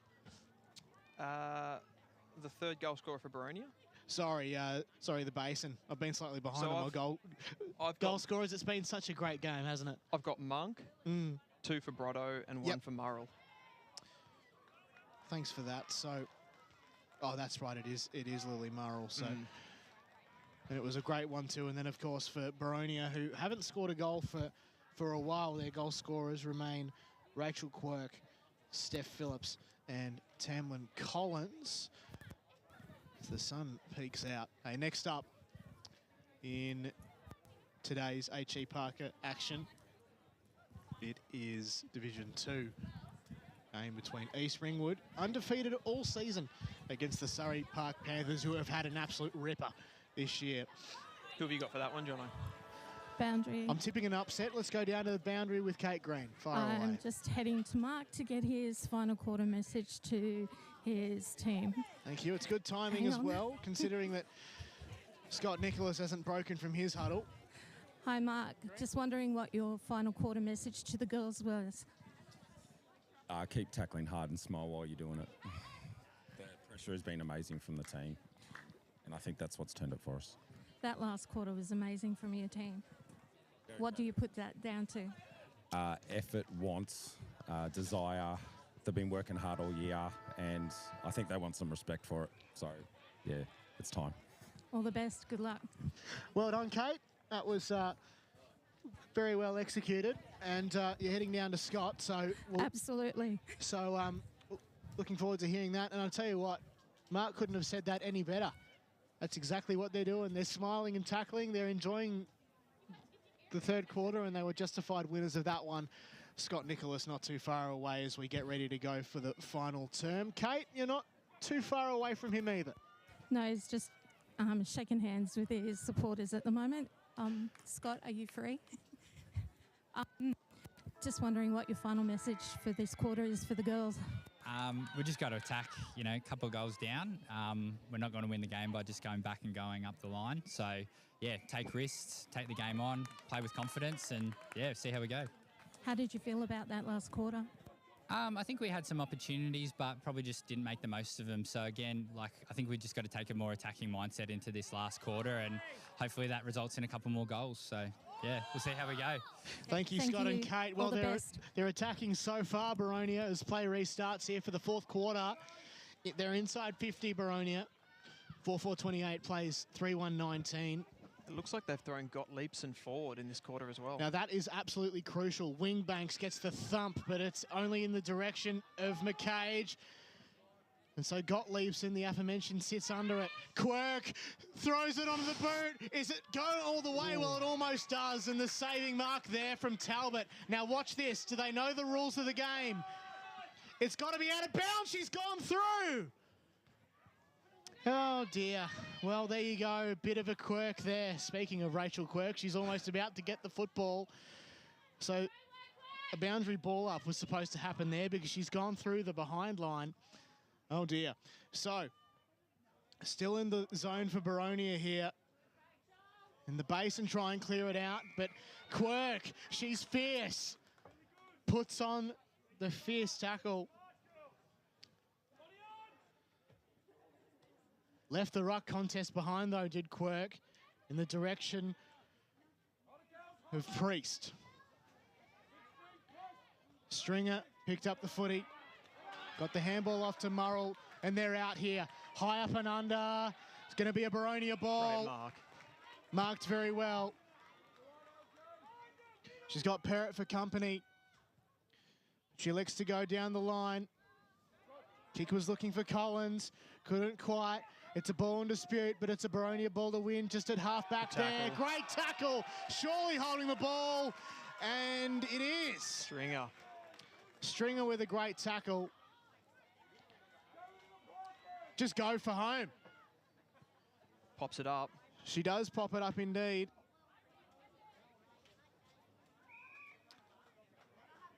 But we've got a stalemate. And this is very crucial for the Basin. Dylan Smith far away. Monk does the ruck duty. She just taps it out into space. Salante is there for Boronia, as is Rachel Watt. Lays a great tackle. Tracks the footy herself. Just sort of dives on it there, but she's able to get a ball out. And the ball falls in the hands of Brotto, I think. I think that's a mark. Has the umpire paid that? No, he hasn't. He hasn't. It's a ball up. I think that was a mark. Maybe not far enough. Ball might not have travelled far enough, but that was very close.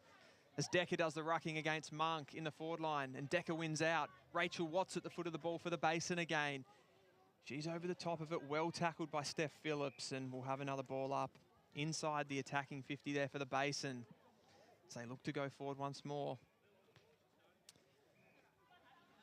Thought I heard another whistle there. Steph Phillips, she's tracking the ball. She's got space in front of her. Kicks it out in front of Gottliebsen, who's pushed forward in this quarter. She goes on a run, and she's well tackled by Winbanks. Wrapped up beautifully there by the ruck. And she'll send the Basin back inside 50. So they have not stopped tackling in this second half. She looks up forward, kicks it to the hot spot. Steph Phillips is there. She tries to pluck it with one hand and can't. Falls to Collins. And that's a beautiful tackle as well. Ooh, okay. What's the umpire decided to do? He might have paid a push in the back. He has. Yeah, so fair decision as well. Boronia to come out with it through Decker. They need to be effective, though. Down the line, kick looking for Gottliebsen. Winbanks was there for company. Slater got to run onto this one. The Basin do instead. And now here's Stringer, who can go for home. Set sail. Inside out top. And the Basin celebrate. They're not just smiling, they're cheering. They're on fire here. If you guys could see the look on Mark's face as that goal went through, it was just of pure joy. Couldn't have said it any better, Kate Green on the boundary. 5-4-34 the Basin to 3-1-19. And they might be on their way to a grand final. 15 minutes to go, though. What can Boronia do to respond? This is finals footy at its finest. The coaches are celebrating with fists in the air.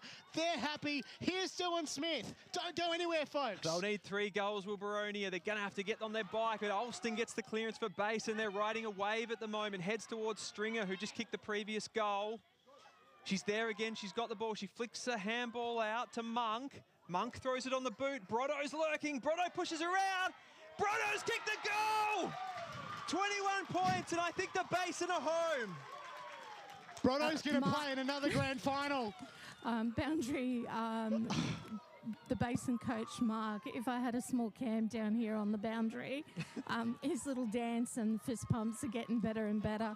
Oh, wow. Brotto might be going to another grand final, and she might be back-to-back premier. A back-to-back premiership player with 2 different clubs. I tell you what, as a player, there's no better feeling.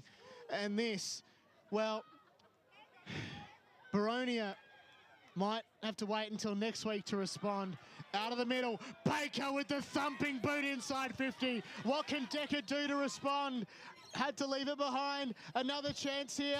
Stringer's in there again. What can she do? Picks up the footy. Tried to kick it. Got it back. Tried to kick it again. Couldn't quite. Now Boronia have got to try and just run it over. Salante with the tackle. It's a sandwich tackle. Boronia's saving grace. Go for it, Kate. Guys, there's only 6.5 minutes on in this, the final quarter. I wouldn't quite write off Boronia yet, because as we've seen in previous matchups, it's not over until the siren goes. That is very true. But I got a little excited there. we do say might, referencing Danielle Brotto, but it's a very hard margin to come back from, given how well the Basin are performing. Winbanks with the tap that sees it into touch on the opposite broadcast wing, very close to the cricket nets. Dylan Smith, fire away, bud. Very clever tap there by Winbanks, and they're riding some sort of momentum wave at the moment, the Basin. Clearance after clearance, but here's Steph Phillips for Boronia. She wants to get them back in it. Heads towards Gottliebsen, who just controls it at ground level, but she's well held up.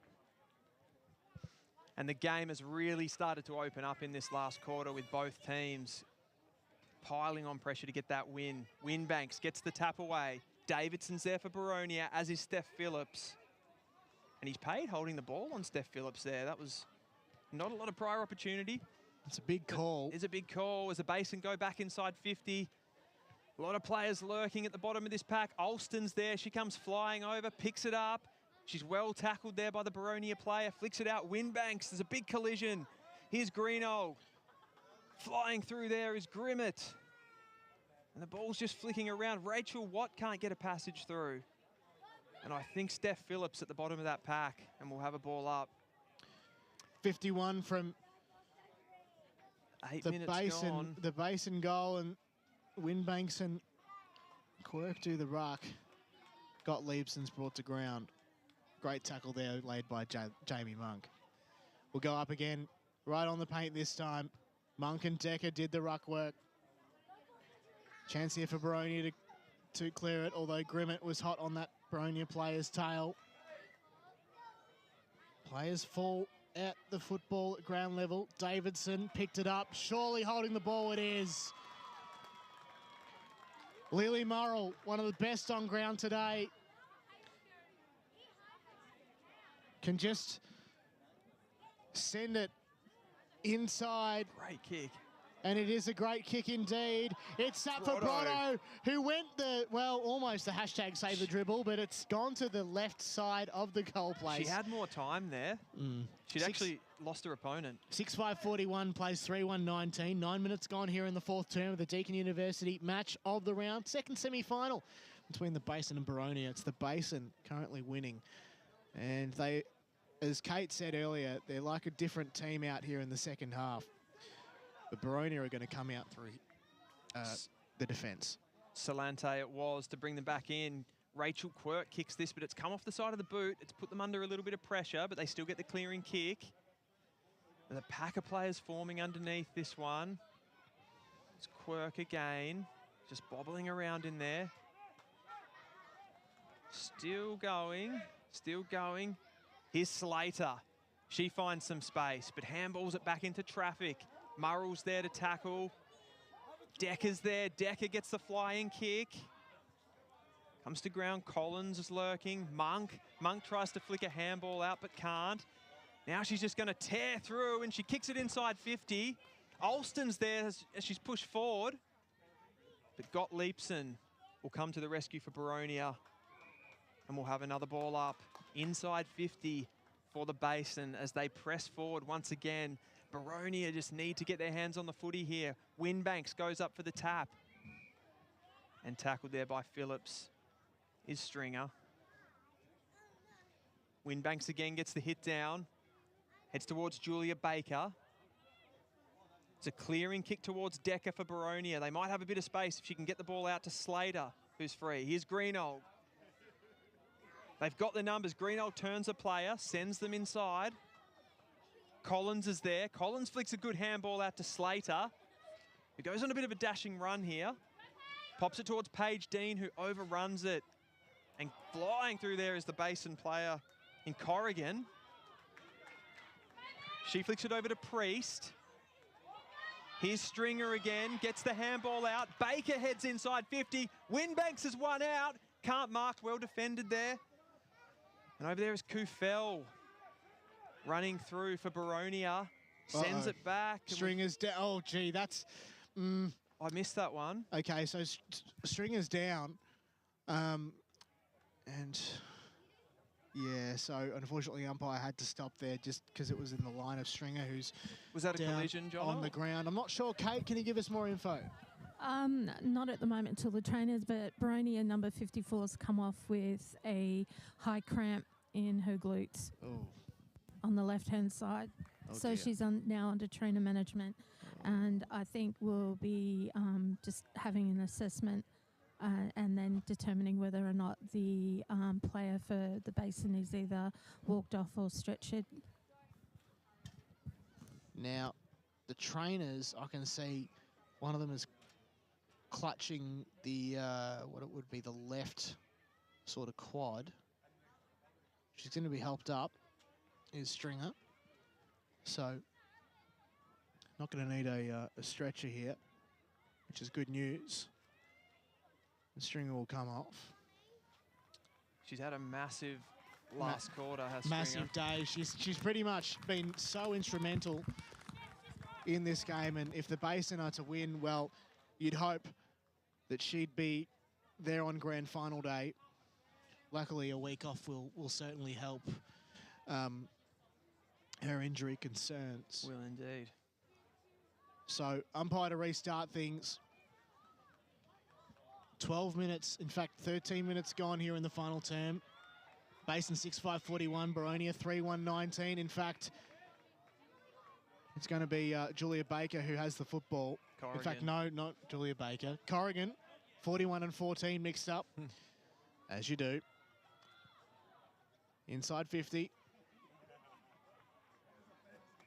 Chance for McKernan, wrapped up.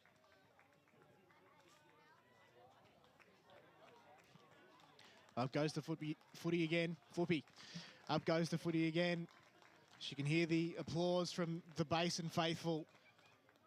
The stringer came off. The Hawks might be able to find a few consolation goals. Might be a bit too late for them now. Kick was good for Dean, who gets the hand pass away. Might get it back.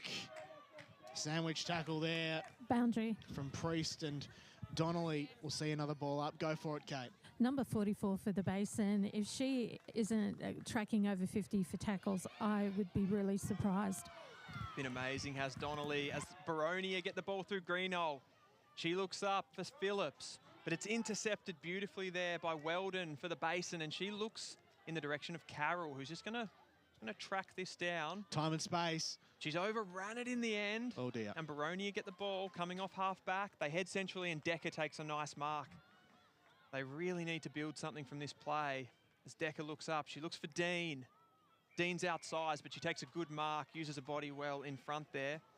Flips around. Winbanks is getting back in the hole though, but she's able to find Chin.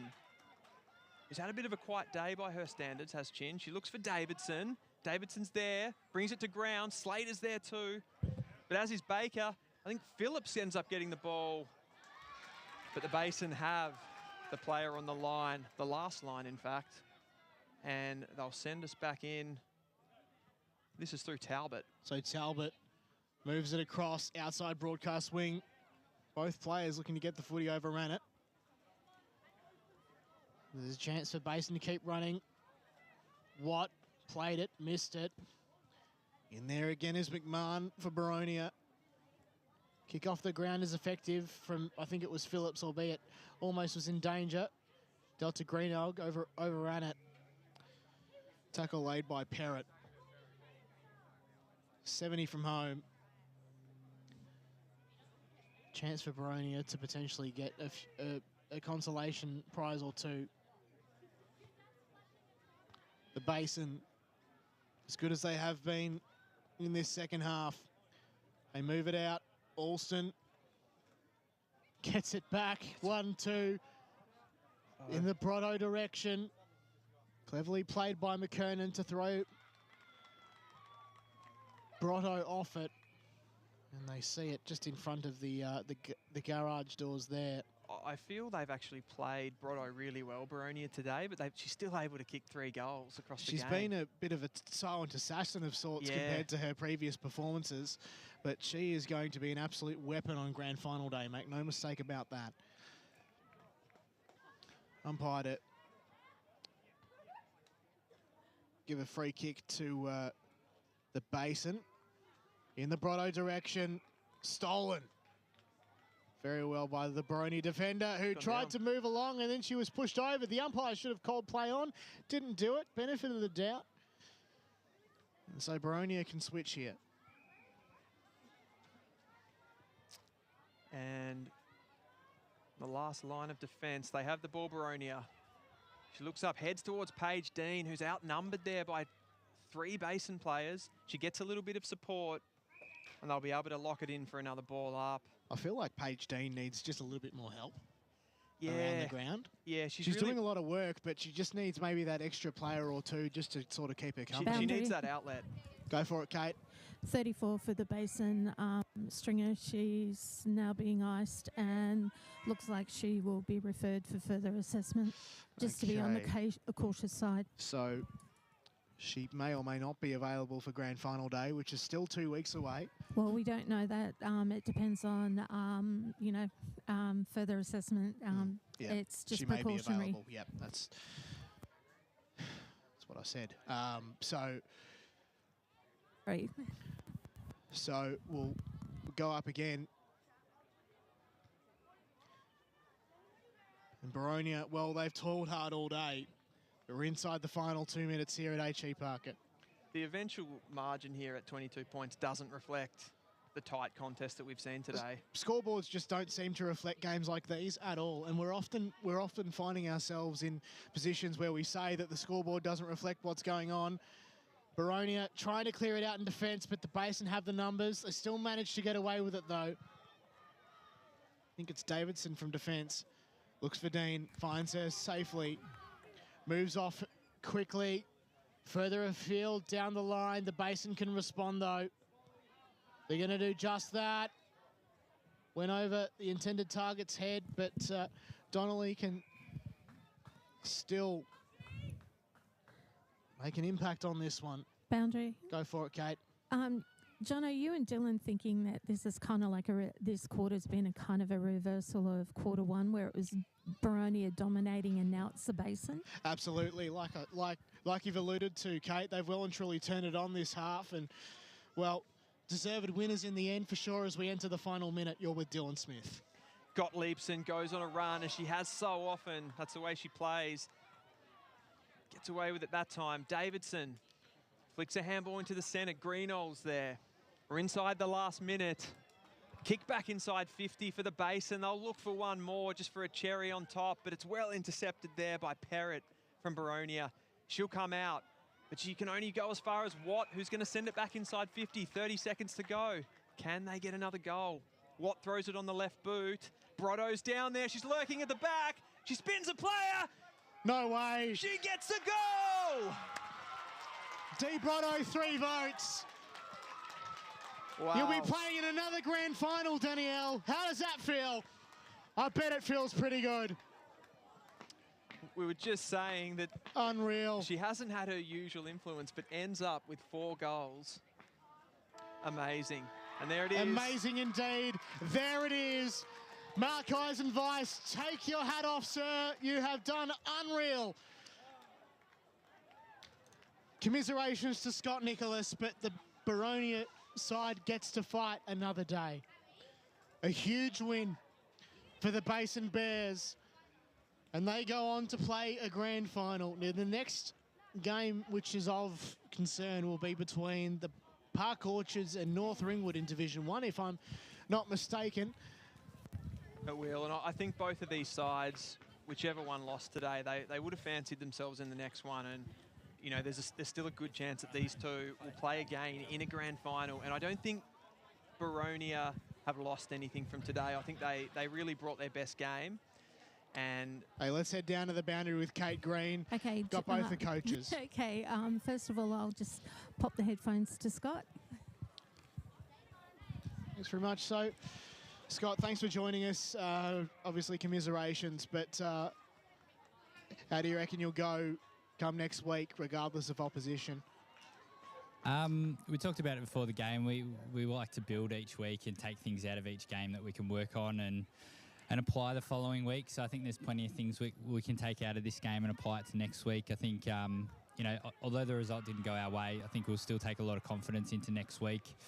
It's hard to win finals, but, you know, I think we can put some things in place over the week that fix a couple of things from today and go hard again at Park Orchards. Or North Ringwood next week. One of the things that really worked really well for your team was Ali Gottliebson, who was just all around the ground, and big things to come for her in future games. Yeah, she's a great player, and I think we had, you know, a number of players stand up when it got tough today. The Basin did a great job of applying a lot of pressure, and you know, we've got some really good hard contested players as well. So I think credit to the Basin today, and you know, Mark and the coaching staff did a great job of prepping their team for today. And yeah, we go again, and hopefully we'll see them in a couple of weeks. Yeah, Scott, Dylan here. What do you think was the biggest difference in that second half? I thought you guys were probably the better team in the first half, and what was the biggest change that turned it around? I think sometimes you just got to want the footy, and if you get your hands to it first, you know, you give yourself the opportunity for good things to happen. And I think the Basin did a great job of that around the stoppages, and then they didn't really give us much of a go when we moved the ball up forward. So, yeah, I think they did a great job, made it a really contested, hard game, and yeah, we look forward to hopefully coming up against them again in a couple of weeks. Thanks very much, Scott. Commiserations, but on to next week. Thanks, onwards guys. and upwards. Cheers. Let's see if we can try and Now get just Mark handing Geis and over to Vice. Mark of the Basin. Now, this is tight because I know the girls are going to sing the song very shortly. But, mate, you're animated. What an incredible performance in the second half. You've done it. You're into a grand final. Yeah, it's amazing. Got a little teary too. Well, I'll tell you, they're a great group of girls. They've worked hard all year. Yeah, and they just want some respect, and, man, they showed it today. They brought everything. I'll tell you what, Mark, we're going to let you go. Go in there and enjoy the celebrations. Thanks, mate. Appreciate it. Cheers. Great work. Enjoy the grand Love the final in dance. 2 weeks. Mark, love the dance. Thank you. Well said. So thanks for all your work down on the boundary, Kate Green. Well, that'll just about do us here at H.E Parker Reserve. Plenty of action to come over the weekend. Don't forget action at Combi Reserve in the Premier Division, and it's absolutely everywhere, it's fair to say, Dylan Smith. A lot of footy. But what a performance by the Basin. Deserved winners in the end. Big things to come on grand final day. They'll be featuring here. But who's it going to be against, Dylan, do you reckon? It's a really good question. To be honest, I haven't seen enough of Park Orchards to get a read on whether they can bring it to Boronia, but we know they have beaten them this season. So, you know, I've seen weirder results, but you'd have to back in that game, you'd have to back in Boronia with the form that they showed over the back half of the year. Absolutely. Well, the fourth meeting might just be the ultimate in the best possible case, and I think we're all hoping that it might eventuate. But what an incredible day it has been here at H.E Parker for the second of 3 or 4 games here. There is so much footy action to come, especially in the Deakin University women's competition. But Dill, thanks for joining me, mate, and looking forward to next time. Oh, I'm pumped, mate. This was a fantastic game. Great to start off the finals, and, you know, we're going to have many more across the journey. Well, on behalf of Kate Green, Dylan Smith and John O'Van, and also Megan Green on the camera, until next time, it's bye for now.